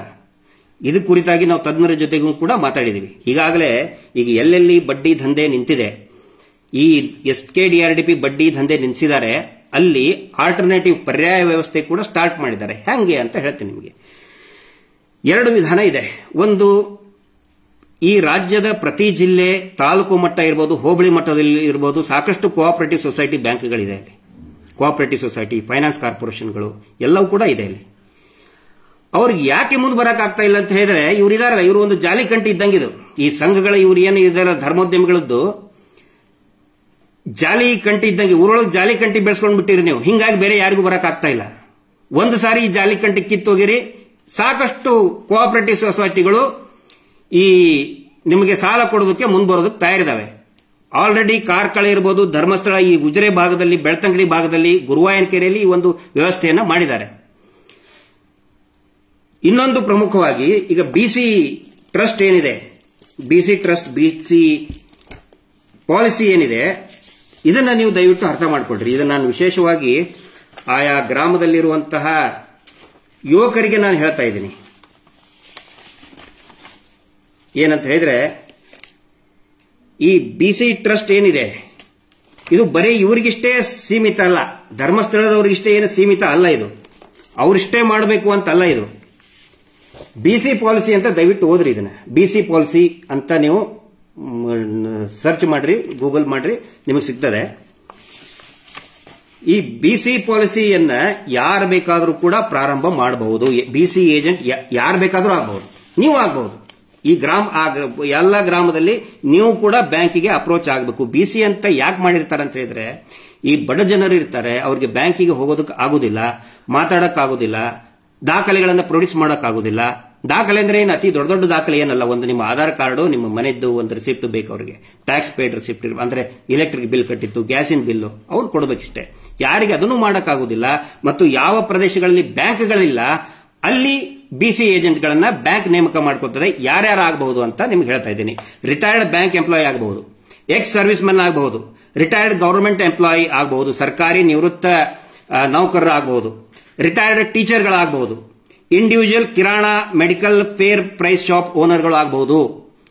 ಇಂಡಿವಿಜುವಲ್ ಅಂದ್ರೆ ಕಿರಾಣಿ ಅಂಗಡಿ ಇಟ್ಟಂತವ್ರು ಆಗಬಹುದು, ಬಿಸಿ ಏಜೆಂಟ್ ಆಗೋದಕ್ಕಾಗ್ತದೆ. ಇಂಡಿವಿಜುವಲ್ PCO ಆಪರೇಟರ್ಸ್ ಆಗಬಹುದು. ಪೋಸ್ಟ್ ಡಿಪಾರ್ಟ್ಮೆಂಟ್ ಇಂತ್ರ ಯಾರು retired ಪೋಸ್ಟ್ಮನ್ಗಳಿರ್ತಾರೆ ಅವರಾಗಬಹುದು. Individual who won petrol bunk ಓನರ್ಗಳಾಗಬಹುದು. Authorised functionaries of well run SHG self help ಗ್ರೂಪ್ನವರು ಅವರಾಗಬಹುದು. ನಿಮ್ಗೆ ಅನುಭವ ಇದೆ, ನೀವು ಕೂಡ ಅರ್ಜಿ ಹಾಕಬಹುದು ಬ್ಯಾಂಕಿಗೆ, ನೀವು ಕೂಡ ಬಿಸಿ ಏಜೆಂಟ್ ಆಗಬಹುದು. ದಯವಿಟ್ಟು ಇದನ್ನ ಅರ್ಥ ಮಾಡ್ಕೊಳ್ಳಿ. ತಕ್ಷಣ ನಿಮ್ಗೆ ಒಂದು 10,000 ರೂಪಾಯಿ ತಂದು ಕೊಟ್ಟು ಬಿಟ್ರು, ಈ 1 ಲಕ್ಷ ತಂದು ಕೊಟ್ಟು ಬಿಟ್ರು, ನೀವು ಒಂದು ದಿನದ ಸುಖಕ್ಕಾಗಿ ಇಡೀ ಜೀವನ ನರಕ ಮಾಡ್ಕೊಳ್ತಾ ಇದ್ರಿ. ನಾನು ಬರೀ ನನ್ನ ಮನಸ್ಸಿಗೆ ಅನ್ಸಿದ್ದು ಹೇಳ್ತಾ ಇದ್ದೀನಿ, ಬಲವಂತ ಮಾಡೋಕ್ಕಾಗೋದಿಲ್ಲ. ನಮ್ಮ ಮಕ್ಕಳಿಗೂ ಕೂಡ ಬಲವಂತವಾಗಿ ಏನು ನಾವು ತಿನ್ಸಕ್ಕಾಗೋದಿಲ್ಲ. ಹಿಂಗಾಗಿ ನಾವು ಇನ್ನೊಬ್ಬರಿಗೆ ನಾವು ಬಲವಂತ ನಾನು ಮಾಡ್ತಾ ಇಲ್ಲ, ಇದ್ದಂತ ಅವಕಾಶಗಳನ್ನು ಹೇಳ್ತಾ ಇದ್ದೀನಿ. ಇಲ್ಲಿ ನೀವು ಕೂಡ ನಿಮ್ಮ ಗ್ರಾಮದಲ್ಲಿ ನೀವು ಒಂದೊಂದು ಬ್ಯಾಂಕಿಗೆ ಅಪ್ರೋಚ್ ಆಗಿ, ಇದು ಬಿಸಿ ಟ್ರಸ್ಟ್ ಏನಿದೆ ಇವ್ರು ಇಷ್ಟೇ ಮಾಡ್ಬೇಕಂತಿಲ್ಲ. ಅದು ಇವ್ರು ಯಾವ ರೀತಿ ಬಿಂಬಿಸ್ಕೊತಾ ಇದ್ದಾರೆ, ನಾವೇ ತಳ್ಕೊಂಡು ಬಂದ್ಬಿಟ್ಟು ಇಡೀ ದೇಶದಲ್ಲಿ ನಾವೊಬ್ಬರೇ ಮಾಡ್ತಾ ಇದ್ದೀವಿ, ಹಂಗಲ್ಲ. ಈ ಇದಕ್ಕಿಂತ ಮುಂಚೆ ಇವರು ಮೈಕ್ರೋ ಫೈನಾನ್ಸ್ ಅಂತ ಹೇಳ್ಕೊತಿದ್ರು. ಮೈಕ್ರೋ ಫೈನಾನ್ಸ್ ಮೊಟ್ಟ ಮೊದಲಿಗೆ ಮಾಡಿದಂತವರು ಈಗಿನ ಬಾಂಗ್ಲಾದೇಶದ ಅಧ್ಯಕ್ಷರು. ಅದನ್ನು ಗೊತ್ತಿರಲಿ ನಿಮಗೆ. ಮೈಕ್ರೋ ಫೈನಾನ್ಸ್ ನ ಪಿತಾಮಹ ಅಂತ ಹೇಳ್ತಾರೆ ಯೂನಿಸ್ ಅವರು. ಈಗ ಬಾಂಗ್ಲಾದೇಶದ ಮೊನ್ನೆ ಏನು ಕ್ರಾಂತಿ ಆಯಿತು, ಅದಾದ ನಂತರ ನಾಮಿನೇಟೆಡ್ ಇದಾರಲ್ಲ ಅವರು ಮಾಡಿದ್ದು ಎಷ್ಟು, ಬರೀ 10 ರೂಪಾಯಿಯಲ್ಲಿ 10 ರೂಪಾಯಿ ಸೇವಾ ಹಣ ಉಳಿಸಿ ಇಡೀ ಆ ಆರ್ಥಿಕತೆಯನ್ನು ಮುಂದೆ ತಂದರು. ಅಲ್ಲಿ ನಿರಂತರವಾಗಿ ಆತ್ಮಹತ್ಯೆಗಳಾಗ್ತಿದ್ದು ಬಾಂಗ್ಲಾದೇಶದಲ್ಲಿ, ಅದನ್ನು ನಿಲ್ಲಿಸಿದ್ರು. ಆದರೆ ಇವರು ಇದರಿಂದ ನಿರಂತರವಾಗಿ ಆತ್ಮಹತ್ಯೆಗಳು ಇನ್ಮೆ ಇವರಿಂದ ನಡೀತಾನೆ ಇದೆ. ಕೇಳಿದಿರ್ಬೇಕಾದ್ರೆ ವಿತ್ FIR ನಿಮಗೆ ಉದಾಹರಣೆ ಕೊಡ್ತೇನೆ. ಶೃಂಗೇರಿಯಲ್ಲಾಯಿತು, ಇವರು ಇದೇನು ಸೇವಾ ಪ್ರತಿನಿಧಿಗಳ ಮೇಲಿನೇ FIR ಆಗಿದೆ ಆತ್ಮಹತ್ಯೆ ಮಾಡ್ಕೊಂಡಿದ್ದಕ್ಕೆ. ಊರುಗಳು ಹಾಳಾಗ್ತಾ ಇದೆ ಇವತ್ತು. ಅದ್ರ ಸಲುವಾಗಿ ನಾವು ಇಷ್ಟೊಂದು ಕಾಳಜಿ ಇಟ್ಕೊಂಡು ಮಾಡ್ತಾ ಇದೀವಿ. ಒಂದು ಊರೊಳಗೆ ಪ್ರತಿನಿತ್ಯ ಜಗಳ. ಯಾಕಂತ ಹೇಳಿದ್ರೆ 10 ಜನರದ್ದು ಒಂದು ಸಂಘ ಮಾಡುದು, ಯಾರು ಕಟ್ಟಂಗಿಲ್ಲ, ಉಳಿದು 9 ಜನ ಹೋಗಿ ಅವ್ರ ಮೇಲೆ ಮುಗಿಬೀಳೋದು. ಪ್ರತಿದಿನ ಊರಲ್ಲಿ ಜಗಳ, ಸುಲಿಗೆ, ಕೊಲೆ ಇದೇ ನಡೆದಿದೆ. ಎಲ್ಲಿವರೆಗೆ ಪರಿಸ್ಥಿತಿ ಇದೆ ಅಂತ ಹೇಳಿದ್ರೆ, ಪಾಪ ಕೂಲಿ ಕೆಲಸ ಮಾಡೋರು ಬೆಂಗಳೂರಲ್ಲೋ ಹೈದರಾಬಾದ್ನಲ್ಲೋ ಮಂಗಳೂರು ಚಿಕ್ಕಮಗಳೂರು ಎಲ್ಲ ದುಡಿಯಕ್ಕೆ ಹೋಗಿರ್ತಾರೆ. ಅವರು ಒಂದು ಹೊತ್ತಿನ ಊಟ ಮಾಡಿದ್ರು ಪರವಾಗಿಲ್ಲ, ವಾರಕ್ಕೆ 2,000 ರೂಪಾಯಿ 1,000 ರೂಪಾಯಿ ಕಳಿಸ್ತಾನೆ ಇರ್ತಾರೆ. ಒಂದೇ ₹1 ಸೇವಿಂಗ್ ಆಗ್ತಾ ಇಲ್ಲ ಬಡವರಿಗೆ. ದುಡಿಯೋ ವರ್ಗಕ್ಕೆ, ಬೆವರು ಸುರಿಸಿ ದುಡಿಯುವಂತಹ ವರ್ಗಕ್ಕೆ ಒಂದೇ ₹1 ಸೇವಿಂಗ್ಸ್ ಆಗ್ತಾ ಇಲ್ಲ ಈ ಸಂಘದ ಬಡ್ಡಿಯಿಂದ. ಅದರ ಸಲುವಾಗಿ ಜನಜಾಗೃತಿ ಕಾರ್ಯಕ್ರಮಗಳನ್ನು ನಾವು ಮಾಡ್ತಾ ಇದ್ದೀವಿ. BC ಟ್ರಸ್ಟ್ ಅಲ್ಲಿ ನೀವು ಯಾರು ಬೇಕಾದ್ರೂ BC ಆಗ್ಬಹುದಪ್ಪ. ಯಾಕೆ ಅವಸರ ಪಡ್ತೀರಿ ನೀವು? ತಕ್ಷಣಕ್ಕೆ ಸಾಲ ಅದು ಹೆಂಗ ತಗೋತಾ ಇದ್ದಾರೆ ನಿಮ್ಗೆ ಗೊತ್ತಾ? ನಿಮಗೂ ಗೊತ್ತಿದೆ, ಇನ್ನು ಹೇಳೋದೇನು. ಬರೀ ಮನೆ ಕಟ್ಟೋದಕ್ಕಲ್ಲ, ಈ ಬರ್ತ್ಡೇ ಪಾರ್ಟಿ ಮಾಡ್ಬೇಕಂತೇಳಿ ಸಾಲ ತಗೊಂಡವರಿದ್ದಾರೆ. ಈ ಕ್ರಿಕೆಟ್ ಬೆಟ್ಟಿಂಗ್ ಸಲುವಾಗಿ ದುಡ್ಡು ಕಟ್ಟಕ್ಕೆ ಸಾಲ ತಗೊಂಡಂತವ್ರಿದ್ದಾರೆ. ಐಷಾರಾಮಿ ಪಾರ್ಟಿ ಕೊಡಿಸಬೇಕು, ಯಾವ್ದೋ ಫಿಲ್ಮ್ ಆಕ್ಟರ್ದ ಪಾರ್ಟಿ ಬರ್ತ್ಡೇ ಪಾರ್ಟಿ ಮಾಡ್ಬೇಕಂತೇಳಿ ಸಾಲ ತಗೊಂಡವರಿದ್ದಾರೆ. ಇದರಿಂದ ಮನೆ ಉದ್ಧಾರ ಆಗ್ತದ? ದಯವಿಟ್ಟು ನೀವು ಅರ್ಥ ಮಾಡ್ಕೋಬೇಕು. ತಕ್ಷಣಕ್ಕೆ ಸಾಲ ಸಿಕ್ಬಿಡ್ತದೆ, 1 ಲಕ್ಷ ರೂಪಾಯಿ ಸಾಲ ಸಿಕ್ಬಿಡ್ತು, ನಾವು ಇದನ್ನ ಮಾಡಿಬಿಟ್ವಿ ಅಲ್ಲ. ಅದಕ್ಕೊಂದಿಷ್ಟು ನಿಯಮಾವಳಿಗಳಿರ್ತದೆ. ಬ್ಯಾಂಕ್ ಇಂದ ತಗೊಳ್ಳಿ. ಬ್ಯಾಂಕ್ ಮಾಡಿದಂತ ಒಂದು ಒಳ್ಳೆಯ ಪ್ರಕ್ರಿಯೆ ಪ್ರೊಸೀಜರ್ ಇದು. BC ಏಜೆಂಟ್ ನೇಮಕ ಇದೆಯಲ್ಲ, ಒಂದು ಒಳ್ಳೆ ಪ್ರೊಸೀಜರ್ ಇದು, ಒಳ್ಳೆಯ ಹೆಜ್ಜೆ. ಬ್ಯಾಂಕ್ಗಳಿಗೆ ನಾವು ಧನ್ಯವಾದಗಳನ್ನು ಹೇಳಬೇಕು. ಇದು ಒಳ್ಳೆ ಪ್ರೊಸೀಜರ್. ಆದ್ರೆ ಇವರು ಬೇರೆಯವ್ರು ಮಾಡಕ್ ಬಿಡಲ್ಲ. ಹೇಳಿದ್ನಲ್ಲ, ಜಾಲಿಗಿಡ. ಈ ಜಾಲಿಗಿಡ ಇದೆಯಲ್ಲ, ಬೇರೆ ಯಾರನ್ನು ಬೆಳೆಯೋದಕ್ಕೆ ಬಿಡೋದಿಲ್ಲ. ಬೇರೆ ಯಾರೊಬ್ರು ಕೂಡ ಅಲ್ಲಿ ನಾನು ಹೇಳ್ತಾ ಇದ್ದೀನಿ ರೀ, ನಿಮ್ಮ ಗ್ರಾಮದಲ್ಲಿ ಇರುವಂತಹ ಯುವಕರನ್ನ ಬೆಳೆಸಿ. ಎಷ್ಟೋ ಜನ ನಿರುದ್ಯೋಗಿ ಯುವಕರಿದ್ದಾರೆ, ನಿಮಗೆ ಪಾರ್ಟ್ ಟೈಮ್ ಒಳ್ಳೆ ಜಾಬ್ ಆಗುತ್ತಿದ್ದು. BC ಏಜೆಂಟ್ ನೀವು ಆಗಬಹುದು. ಪ್ರತಿಯೊಬ್ಬ ಸಾಮಾನ್ಯ ವ್ಯಕ್ತಿನೂ ಕೂಡ BC ಏಜೆಂಟ್ ಆಗಿ ಆ ಕಮಿಷನ್ ಅನ್ನು ನೀವು ತಗೋಬಹುದು. 2% ಸ್ಟಾರ್ಟಿಂಗ್ ಇದ್ರದ್ದು ಕಮಿಷನ್ ಅದ್ದು ನಿಮ್ಗೆ ರೇಟ್ ಹೇಳ್ಬಿಡ್ತಾ ಇದ್ದೀನಿ. ಪ್ರಾರಂಭದಲ್ಲಿ SHGಗಳಿಗೆ ಬರೀ 2%, ಲೋನ್ ಸ್ಯಾಂಕ್ಷನ್ ಆದಾಗ ಬರೀ 2%. ಒಂದು ವೇಳೆ ಅವರು ದುಡ್ಡು ಕಟ್ಟಲಿಲ್ಲ ಅಂತ ಹೇಳಿದ್ರೆ 3%, ಟೋಟಲ್ 5% ಇರ್ತದೆ. ನೀವು ಮಾಡಿ, ಅಲ್ಲಿರುವಂತಹ ಯುವಕರು ಮಾಡಿ. ಕಿರಾಣಿ ಅಂಗಡಿಯವರು ಅಥವಾ 10ನೇ ಪಾಸ್ ಆಗಿ ಎಲಿಜಿಬಿಲಿಟಿ 10th ಪಾಸ್ ಆಗಿರಬೇಕು, ಯಾವುದೇ ಕ್ರಿಮಿನಲ್ ರೆಕಾರ್ಡ್ ಇರಬಾರ್ದು. ಅಷ್ಟಿದ್ರೆ ಮತ್ತೆ ಬ್ಯಾಂಕ್ ಮನಸ್ಸು ಮಾಡಿದ್ರೆ ಯಾರಿಗೆ ಬೇಕಾದ್ರೂ ಕೂಡ 10ನೇ ಪಾಸ್ ಆದಂತ ಯಾರು ಬೇಕಾದ್ರೂ ಕೂಡ ಮಾಡಬಹುದು. ಮತ್ತೆ ಆಗ್ತಾ ಇಲ್ಲಲ್ರಿ ಅಂತ ನೀವು ಕೇಳ್ತೀರಿ. ಯಾಕೆ ಆಗ್ತಾ ಇಲ್ಲ ಅಂತ ಹೇಳಿದ್ರೆ, ಇವರು ಎಲ್ಲಾ ಬ್ಯಾಂಕ್ಗಳಿಗೂ ಸೂಚನೆಯನ್ನ ಕೊಟ್ಟಿದ್ದಾರೆ, ಅವ್ರನ್ನ ಬಿಟ್ಟು ಬೇರೆ ಯಾರಿಗೂ ಕೂಡ ಮಾಡಬಾರದು ಅಂತ ಹೇಳಿ. ಅದೇ ಹೇಳಿದ್ನಲ್ಲ ನಾನು. ಈಗ ಒಂದು ಸರ್ಕಾರಿ ಆಸ್ಪತ್ರೆ ಯಾಕೆ ನಡೆಯುದಿಲ್ಲ? ಆ ಊರೊಳಗಡೆ, ಆ ಸಿಟಿ ಒಳಗಡೆ ಈ ಪ್ರೈವೇಟ್ ಹಾಸ್ಪಿಟಲ್ ಅವ್ರು ಏನ್ ಮಾಡ್ತಾರೆ, ಆ ಸರ್ಕಾರಿ ದವಾಖಾನೆ ಒಳಗೆ ಔಷಧಿ ಸಿಗ್ಲಾರ್ದಂಗ್ ಮಾಡ್ಬಿಟ್ಟಿರ್ತಾರೆ. ಅಲ್ಲಿ ಔಷಧಿ ಸಿಕ್ಕರೆ ಇಲ್ಲಿ ಪ್ರೈವೇಟ್ಗೆ ಯಾಕೆ ಹೋಗ್ಬೇಕು ಜನ? MSIL ಒಂದು ಬಾರ್ ಅಂಡ್ ರೆಸ್ಟೋರೆಂಟ್, ಊರಾಗ 4 ಬಾರ್ ಅಂಡ್ ರೆಸ್ಟೋರೆಂಟ್ ಇರ್ತಾವ, ಒಂದು MSIL ತೆಗಿಯಕ್ಕೆ ಒಪ್ಪಿಗೆ ಕೊಡುದಿಲ್ಲ. ಹಿಂಗಾಗಿ ಇವ್ರು ಏನ್ ಮಾಡ್ತಾರೆ, ಇವ್ರ ಸಂಘಗಳು ಎಲ್ಲೆಲ್ಲಿದೆ ಅಲ್ಲಿ ಎಲ್ಲೂ ಕೂಡ ಇವರು ಯಾವುದೇ ಸಾಲದ ವ್ಯವಸ್ಥೆ. ಕೆಲವೊಬ್ರು ಕೇಳ್ತಾರೆ, ಎಷ್ಟು ಕಷ್ಟ ಇದೆ ಗೊತ್ತಾ ಬ್ಯಾಂಕಿಗೆ ಹೋದ್ರೆ? ನಾನು ಒಪ್ಕೋತೀನಿ. ಬ್ಯಾಂಕಿಗೆ ಹೋದ್ರೆ ಕೇಳ್ತಾರೆ. ಬ್ಯಾಂಕ್ ಅಲ್ಲಿನೂ ಕೂಡ ಇನ್ಸೆಕ್ಯೂರ್ಡ್ ಲೋನ್ 10 ಲಕ್ಷದವರೆಗೆ ಕೊಡುವಂತ ಅವಕಾಶ ಇದೆ. ಮುದ್ರಾ ಯೋಜನೆ ಕೇಂದ್ರ ಸರ್ಕಾರದ ಮೋದಿಜಿ ಅವರದೇ ಯೋಜನೆ ಇದೆ ರೀ ಅದು. ಮುದ್ರಾ ಯೋಜನೆ ಕರ್ನಾಟಕದೊಳಗೆ ಲಾಗುನೇ ಆಗ್ತಾ ಇಲ್ಲ. ಬೇಕು ಅಂತಲೇ ಇವರು ಪ್ರಭಾವ ಇರೋದ್ರಿಂದನೇ ನೀವು ಅದು ಕೊಡಿ, ಆಮೇಲೆ ಬನ್ನಿ, ಒಂದು ವಾರ ಬಿಟ್ಟು ಬನ್ನಿ ಅಂತ ಹೇಳ್ತಾರೆ. ಗೋವಾದಲ್ಲಿ 80% ಆಗಿದೆ ಮುದ್ರಾ ಯೋಜನೆ, 80% ಸಕ್ಸಸ್ಫುಲ್ ಆಗಿದೆ. ಆಂಧ್ರ ಪ್ರದೇಶದಲ್ಲಿ ಆಗಿದೆ, ತಮಿಳುನಾಡಿನಲ್ಲಿ ಆಗಿದೆ, ಕೇರಳದಲ್ಲಿ ಆಗಿದೆ. ಕರ್ನಾಟಕದಲ್ಲಿ ಯಾಕಾಗ್ತಾ ಇಲ್ಲ? ಇವರಿದಾರಲ್ಲ ಜಾಲಿಕಂಟಿ, ಮೊದಲು ಈ ಜಾಲಿಕಂಟಿ ಕಿತ್ತಾಕ್ರಿ ನೀವು. ಆವಾಗ ಎಲ್ಲಾ ಅವಕಾಶಗಳು ನಿಮ್ ಕಣ್ಣ ಮುಂದೆ ಇರ್ತದೆ ಅನ್ನೋ ಒಂದು ಮಾತನ್ನ ನಿಮ್ಮ ಮುಂದೆ ಹೇಳ್ತಾ ಇದ್ದೀನಿ ಸ್ನೇಹಿತರೆ. ಮತ್ತೆ ಇಲ್ಲ ಯಾರ್ಯಾರು ಕೇಳ್ತಾ ಇದ್ರಿ, ಇದು ಒಂದು ಜನಗಳಿಗೆ ಅರ್ಥ ಆಗಲಿ. ಯಾರಿಗೆ ಇದೇನು ನಾನು ವಿಶೇಷವಾದಂತಹ ದಾಖಲೆಗಳು, ವಿಶೇಷವಾದಂತಹ ಇದನ್ನೇನು ಕೊಡ್ತಾ ಇಲ್ಲ. ನಾವು ಈ ಏನಿದು ಬಡ್ಡಿ ದಂಧೆಗಳು ಸಿಕ್ಕಾಕೊಂಡಾರಲ್ಲ, ಪಾಪ ಅವರಿಗೆ ಮಾಹಿತಿನೇ ಗೊತ್ತಿಲ್ಲ. ಆನಂತರ ಆಂಡ್ರಾಯ್ಡ್ ಮೊಬೈಲ್ ಇಲ್ಲ. ಎಷ್ಟೋ ಈಗ ನೀವು ಬೈತೀರಿ ನನಗೆ, ಆದ್ರೆ ಯಾರು ಅಸಹಾಯಕರಿದ್ದಾರೆ ಅವ್ರಿಗೆ ಹೌದಪ್ಪ ಒಳ್ಳೆ ಕೆಲಸ ಅಂತ ಹೇಳೋದಕ್ಕೆ ಅವ್ರಿಗೆ ಮೊಬೈಲ್ ಡಾಟಾ ಯಾವ ರೀತಿ ಯೂಸ್ ಮಾಡ್ಬೇಕು ಅನ್ನೋದು ಕೂಡ ಗೊತ್ತಿಲ್ಲ. ಅಂತವ್ರ ಸಲುವಾಗಿ ನಾವು ಧ್ವನಿ ಎತ್ತುತ್ತಾ ಇದ್ದೀವಿ. ಇದರ ಕುರಿತಾದಂಥ ಎಲ್ಲಾ ಮಾಹಿತಿಗಳನ್ನು ಕೂಡ ನಮ್ಮ ಜಯಂತ್ ಟಿ ಅವರ ನಂಬರ್ ಆಗಲಿ, ಮತ್ತೆ ಶೈಲಜಾ ಅವರ ನಂಬರ್ ಆಗಲಿ, ರವೀಂದ್ರ ಅವರ ನಂಬರ್ ಆಗಲಿ, ಸಂಚಾರಿ ಸಂತೋಷ್ ಅವರ ನಂಬರ್ ಆಗಲಿ, ಇದಕ್ಕೆ ಹೋರಾಟ ಮಾಡತಕ್ಕಂಥ ಮತ್ತೆ ಇದಕ್ಕೆ ಒಂದು ಪರಿಹಾರ ಯಾವ ರೀತಿ ಪರ್ಯಾಯ ವ್ಯವಸ್ಥೆ ನಿರ್ಮಾಣ ಮಾಡಬೇಕು ಅನ್ನೋದ್ರ ಬಗ್ಗೆನೂ ಕೂಡ ನಮ್ಮ ಈ ವೆಬ್ಸೈಟ್ನಲ್ಲಿ ಆಗಿರ್ಬೋದು, ವಿಡಿಯೋದಲ್ಲಿ ಆಗಿರ್ಬೋದು, ಆನಂತರ ಫೇಸ್ಬುಕ್ನಲ್ಲಿ ಆಯ್ತು ನಂಬರು ಮತ್ತು ಎಲ್ಲಾ ಡಾಕ್ಯುಮೆಂಟ್ಗಳನ್ನು ಕೂಡ ಹಾಕ್ತಾ ಇದ್ದೀನಿ. ಯಾರು ಬೇಕಾದರೂ ಕೂಡ ಇದರ ಸದುಪಯೋಗವನ್ನು ಪಡ್ಕೋಬಹುದು. ನಾವು ಯಾರಿಗೂ ಇದರಲ್ಲಿ ಏನೋ ಟೀಕೆ ಮಾಡಬೇಕು, ಬೈಬೇಕು, ನಾವು ಯಾರಿಗೂ ನಾನು ಬಯಲ್ಲ. ಕೊನೆಯದಾಗಿ ಒಂದು ಮಾತು ಹೇಳಿ ನಾನು ಮುಗಿಸ್ತಾ ಇದ್ದೀನಿ. ಅವಮಾನ, ಟೀಕೆ, ಟಿಪ್ಪಣಿ ನಾವು ಅದು ನಮ್ಮ ಉದ್ದೇಶ ಅಲ್ಲ. ನೀವು ನಮಗೆ ಬೈಬಹುದು, ಬೇಕಾದಷ್ಟು ಜನ ನಮಗೆ ಅವಮಾನ ಮಾಡಿ, ಟೀಕೆ ಮಾಡಿ. ಮೊನ್ನೆ ಮಿಸ್ಟರ್ ಬೀನ್ಸ್ ಒಂದು ಬಹಳ ಅದ್ಭುತವಾದಂತಹ ಮಾತು ಹೇಳಿದ್ರು ಅವರು. Free feel to insult me, ನನ್ನನ್ನ ನಿಶ್ಚಿಂತರಾಗಿ ಅವಮಾನ ಮಾಡಿ. Freedom of speech. ಯಾಕಂತ ಹೇಳಿದ್ರೆ ಬ್ರಿಟನ್ ನಲ್ಲಿ ಸಿಕ್ಕಾಪಟ್ಟೆ ದಾಳಿ ಮಾಡ್ತಾರೆ ಅವ್ರ ಮೇಲೆ, ಮಿಸ್ಟರ್ ಬೀನ್ ಮೇಲೆ. ಮಿಸ್ಟರ್ ಬೀನ್ ನೀವು ನೋಡಿರ್ಬೋದು, ಅಟ್ಕಿನ್ಸನ್ ಅಂತ ಒರಿಜಿನಲ್ ಹೆಸರು ಅವ್ರದ್ದು. ಅವಾಗ ಅವ್ರು ಹೇಳ್ತಾರೆ, ನೀವು ಯಾರು ಬೇಕಾದ್ರೂ ನನ್ನನ್ನು ಅವಮಾನ ಮಾಡಿ, ಸತ್ಯ ಹೇಳೋದನ್ನ ನಾನು ನಿಲ್ಸಲ್ಲ, ನಿಜ ಹೇಳೋದನ್ನ, ನಿಜ ಮಾತಾಡೋದನ್ನ ನಾನು ನಿಲ್ಸಲ್ಲ ಅಂತ ಹೇಳ್ತಾರೆ. ನಾನು ಕೂಡ ಅದನ್ನ ಫಾಲೋ ಮಾಡ್ತಾ ಆ ಒಂದು ಮಾತು ಹೇಳ್ತಾ ಇದ್ದೀನಿ. ನೀವು ಎಷ್ಟೇ ಅವಮಾನ ಮಾಡಿದ್ರು ನಾವು ತಿರುಗಿಸಿ ನಾನು ನಿಮಗೆ ಬೈಯುವುದಿಲ್ಲ. ನಿಮ್ಮ ಮೇಲೆ ಯಾವುದೇ ರೀತಿಯಾದಂತಹ ಮಾನನಷ್ಟ ಮೊಕದ್ದಮೆಯನ್ನ ನಿಮ್ಮ ಮೇಲೆ ಹಾಕುವುದಿಲ್ಲ. ನಮ್ಮ ಮೇಲೆ ಹಾಕ್ತಾ ಇದಾರಲ್ಲ ಇದೇ ಧರ್ಮೋದ್ಯಮಿಗಳು, ಧರ್ಮದರ್ಶಿಗಳು, 5 ಕೋಟಿ ನಮ್ಮೆಲ್ಲ ಮಹೇಶ್ ಶೆಟ್ಟಿ ತಿಮ್ಮರೂಡಿ ಅವರ ಮೇಲೆ ಇಡೀ ರಾಜ್ಯದಲ್ಲಿ ಒಂದು 12 ಕೇಸ್ ಹಾಕಿದ್ದಾರೆ. ಮಾನನಷ್ಟ ಮೊಕದ್ದಮೆ. ನಾವು ಯಾರ ಮೇಲೆ ಕೂಡ ನಮ್ಗೆ ಎಷ್ಟೇ ಬೈದ್ರು ಕೂಡ ನಾವು ಬೈಸ್ಕೊಂಡು ಸುಮ್ಮನೆ ಇರ್ತೀವಿ. ನಮ್ಗೆ ಗೊತ್ತಿದೆ, ಇನ್ನು ಮತ್ತೆ 3 ತಿಂಗಳ 6 ತಿಂಗಳಾದ್ಮೇಲೆ ಯಾರು ನಮ್ಮನ್ನು ಬೈತಾ ಇದ್ದೀರಿ ಅವರೇ ನಮಗೆ ಸಹಕಾರ ಕೊಡ್ತೀರಿ. ಯಾರನ್ನೋ ಬೈಯೋದು, ಟೀಕೆ ಮಾಡೋದು ಉದ್ದೇಶ ಅಲ್ಲ. ಒಂದು ಹೆಣ್ಣು ಮಗಳಿಗೆ ಎಷ್ಟೊಂದು ಅನ್ಯಾಯ ಆಗಿದೆ, ಒಂದು ಸೌಜನ್ಯಾಳಿಗೆ ವೇದವಲ್ಲಿ ನಿರಂತರವಾಗಿ ಅವ್ರನ್ನ ಅತ್ಯಾಚಾರ ಮಾಡಿ ಕೊಂದು ಬಿಸಾಕಿದ್ರು. ಅವ್ರನ್ನ ನ್ಯಾಯ ಸಿಕ್ಕಿಲ್ಲ, ಅದ್ರ ಸಲುವಾಗಿ ಹೋರಾಟ ಮಾಡ್ತಾ ಇದೀವಿ. ಆನಂತರ ಇವ್ರು ಏನು ಸಂಘವನ್ನು ರಚನೆ ಮಾಡ್ಕೊಂಡಲ್ಲ, ನಮ್ಮನ್ನು ಹೋರಾಟವನ್ನು ಹತ್ತಕ್ಕೋಸ್ಕರ ಆ ದುಡ್ಡನ್ನ ಬಳಕೆ ಮಾಡ್ಕೊತಾ ಇದ್ದಾರೆ. ಅಕ್ರಮ ಬಡ್ಡಿ ದಂಧೆಯ ದುಡ್ಡನ್ನ ಅದಕ್ಕೋಸ್ಕರ ಬಳಕೆ ಮಾಡ್ಕೊತಾ ಇದ್ದಾರೆ. ಅದರ ಸಲುವಾಗಿ ನಾವೆಲ್ಲರೂ ಇದ್ರ ವಿರುದ್ಧ ಸಿಡಿದೆದ್ದಿದ್ದೀವಿ. ಇದು ಎಲ್ಲ ಯಾರಿಗೆ ಗೊತ್ತಿಲ್ಲ ಅವರಿಗೆ ಮಾಹಿತಿಯನ್ನು ಕೊಡ್ತಾ ಇದ್ದೀನಿ. ಹಿಂಗಾಗಿ ನೀವು ಯಾರೇ ಬೈದ್ರು ಕೂಡ ಏನು ನಿಶ್ಚಯ, ಅದಕ್ಕೆ feel free to insult me. ನೀವು ಎಷ್ಟೇ ನನಗೆ ಇನ್ಸಲ್ಟ್ ಮಾಡಿದ್ರು ಕೂಡ, ನಮಗೆ ಇನ್ಸಲ್ಟ್ ಮಾಡಿದ್ರು ಕೂಡ ನಾವು ಅದನ್ನು ಸಹಿಸಿಕೊಳ್ಳುವಂತ ಶಕ್ತಿ ದೇವರು ನಮಗೆ ಕೊಟ್ಟಿದ್ದಾನೆ. ಮುಂದಿನ್ನೂ ಬಹಳಷ್ಟು ಮಾತಾಡೋದಿದೆ. ಒಂದು 4 ದಿನದಲ್ಲಿ 4.5 ಮಿಲಿಯನ್ ಹೋಯಿತು. ತಮ್ಮೆಲ್ಲರಿಗೂ ನಾನು ಧನ್ಯವಾದಗಳನ್ನ ಹೇಳ್ತೇನೆ. ಮತ್ತೆ ಪೊಲೀಸ್ ಅಧಿಕಾರಿಯಾದಂತಹ ಶಶಿಕುಮಾರ್ ಸಾಹೇಬರು ಇವತ್ತು ನಿನ್ನೆ ಒಂದು ಹೇಳಿಕೆಯನ್ನು ಕೊಟ್ಟಿದ್ದಾರೆ.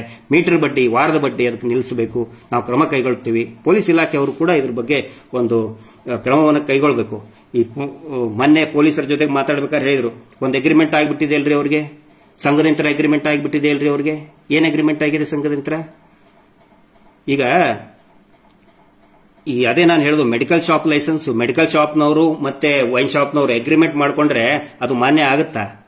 ಇವ್ರು ಏನ್ ಮಾಡ್ತಾ ಇದ್ದಾರೆ, ಆ ಮೆಡಿಕಲ್ ಶಾಪ್ ಅಲ್ಲಿ ಲಿಕ್ಕರ್ ಮಾರಿದ್ರೆ, ಯಾಕ್ರಿ ಮಾರ್ತಾ ಇದ್ದೀರಿ ನೀವು ಲಿಕ್ಕರ್ ಅಂತ ಕೇಳಿದ್ರೆ, ನಮ್ದು ಅಗ್ರಿಮೆಂಟ್ ಆಗಿದೆ ಲಿಕ್ಕರ್ ಶಾಪ್ನವ್ರ ಜೊತೆಗೆ ಅಂತ ಹೇಳಿದ್ರೆ ಅದು ಮಾಡಕ್ಕಾಗ್ತದ? ಸಂಘ ನಿಮ್ದು ಏನು SHG ಇದ್ದು ಏನಿದೆ ಅದ್ರ ಪ್ರಕಾರ ನೀವು ಅದ್ರ ಪ್ರಕಾರ ಆದ್ರೂ ಹೋಗಿ. BC ಅಂತ ನೀವು ಮೊನ್ನೆ ನಿಮ್ಮ ಧರ್ಮಾಧಿಕಾರಿಗಳೇ ಹೇಳಿದ್ರಲ್ಲ, ಧರ್ಮದರ್ಶಿಗಳು, ಬ್ಯಾಂಕ್ ನಿಂತರ ಅದರ ಪ್ರಕಾರ ಆದ್ರೂ ಹೋಗಿ ನೀವು. ಆದ್ರೆ ಮೆಡಿಕಲ್ ಶಾಪ್ ಇಟ್ಟು ಅಲ್ಲಿ ಲಿಕ್ಕರ್ ಮಾರ್ತಾ, ಯಾಕಪ್ಪ ನೀವು ಲಿಕ್ಕರ್ ಮಾರ್ತಾ ಇದೆ ಅಂತ ಹೇಳಿದ್ರೆ, ಈ ಅಂಗಡಿ ಹೆಸರು ಏನಿದೆ ನೋಡು, ಶ್ರೀ ಮಂಜುನಾಥ ಮೆಡಿಕಲ್ ಶಾಪ್. ನೀನು ಮಂಜುನಾಥನಿಗೆ ಅವಮಾನ ಮಾಡ್ತಿದ್ರಿ, ನೀನು ಮಂಜುನಾಥನಿಗೆ ನಿನಗೆ ಶಾಪ ಕೊಡ್ತಾನೆ ಅಂತ ಹೇಳಿ ಜನರಿಗೆ ನಮ್ಮ ಹಿಂದೂಗಳ ದೇವರಾದಂತಹ ಮಂಜುನಾಥನ, ನಮ್ಮ ಮಂಜುನಾಥ ನಮ್ಮ ಮನೆ ದೇವರದು. ನನ್ನ ಗೋತ್ರನೂ ಕೂಡ ಶಿವಗೋತ್ರ ನಂದು. ಆ ದೇವರಿಗೆ ನಾವು ಯಾವತ್ತಿಗೂ ಅವಮಾನ ಮಾಡಿಲ್ಲ. ಆದ್ರೆ ನಮ್ಮ ದೇವರನ್ನ ಮುಂದಿಟ್ಟು ಇವರು ಅಕ್ರಮ ಬಡ್ಡಿ ದಂಧೆ ಮಾಡ್ತಾ ಇದಾರಲ್ಲ, ಅದನ್ನ ನಾವು ಪ್ರಶ್ನೆ ಮಾಡ್ತಾ ಇದ್ದೀವಿ. ಅದಕ್ಕೆ ನಾನು ಹೇಳ್ತಾ ಇದ್ದೀನಿ, once again I repeat, medical shop licence ತೋರಿಸಿ, SHG ಗ್ರೂಪ್ದು ನಾನ್ ಪ್ರಾಫಿಟೇಬಲ್ ಟ್ರಸ್ಟ್ ಅನ್ನ ತೋರಿಸಿ, ನೀವು ಅಕ್ರಮ ಬಡ್ಡಿ ದಂಧೆ ವೈನ್ ಶಾಪ್ ಅನ್ನು ನಡೆಸಕ್ ಆಗೋದಿಲ್ಲ. ಕೊನೆಯದಾಗಿ ಇದೇ ಮಾತೆ ಹೇಳೋದು ನಾನು. ಇನ್ನೇನಾದರೂ ನಿಮಗೆ ಡೌಟ್ಗಳಿದ್ರೆ ಖಂಡಿತ ಈ ಫೇಸ್ಬುಕ್ ಅಲ್ಲಿ ಇರಬಹುದು ಅಥವಾ ಇನ್ನು ಸಾಕಷ್ಟು ವಿಡಿಯೋಗಳಲ್ಲಿ ನೀವು ಕೇಳಬಹುದು. ಸಾಧ್ಯವಾದಷ್ಟು ನಿಮಗೆ ಸ್ಪಂದಿಸುವಂತ ಕೆಲಸ ನಾವು, ನಮ್ಮ ಮಹೇಶ್ ಶೆಟ್ಟಿ ತಿಮ್ಮರೂಡಿ ನೇತೃತ್ವದಂತ ತಂಡ ಮತ್ತು ನಾಗರಿಕ ಸೇವಾ ಟ್ರಸ್ಟ್ ಬಹಳ ಅದ್ಭುತವಾಗಿ ಕೆಲಸ ಮಾಡ್ತಾ ಇದ್ದಾರೆ. ಮತ್ತೆ ನಮ್ಮ ಉತ್ತರ ಕರ್ನಾಟಕದಲ್ಲಿ ಕುಮಾರ್ ಅಂತ ಇದ್ದಾರೆ, ಇನ್ನು ಸಾಕಷ್ಟು ಸಂಘಟನೆಗಳು, ತ್ರಿಶೂಲ್ ಅಂತ ಸಂಘಟನೆ ಇದೆ, ಕೆಲಸ ಮಾಡ್ತಾ ಇದ್ದಾರೆ. ಅವರೆಲ್ಲರೂ ಕೂಡ ನಿಮ್ಮ ಒಂದು ಸಂಪರ್ಕದಲ್ಲಿರ್ತೀವಿ. ಅದಕ್ಕಾಗಿ ಏನು ಒಂದು ಸಹಕಾರ ಕೊಟ್ಟಂತ ಎಲ್ಲರಿಗೂ ಕೂಡ ನಾನು ಧನ್ಯವಾದಗಳನ್ನು ಹೇಳ್ತಾ ಇದ್ದೀನಿ. ನಮಸ್ಕಾರ.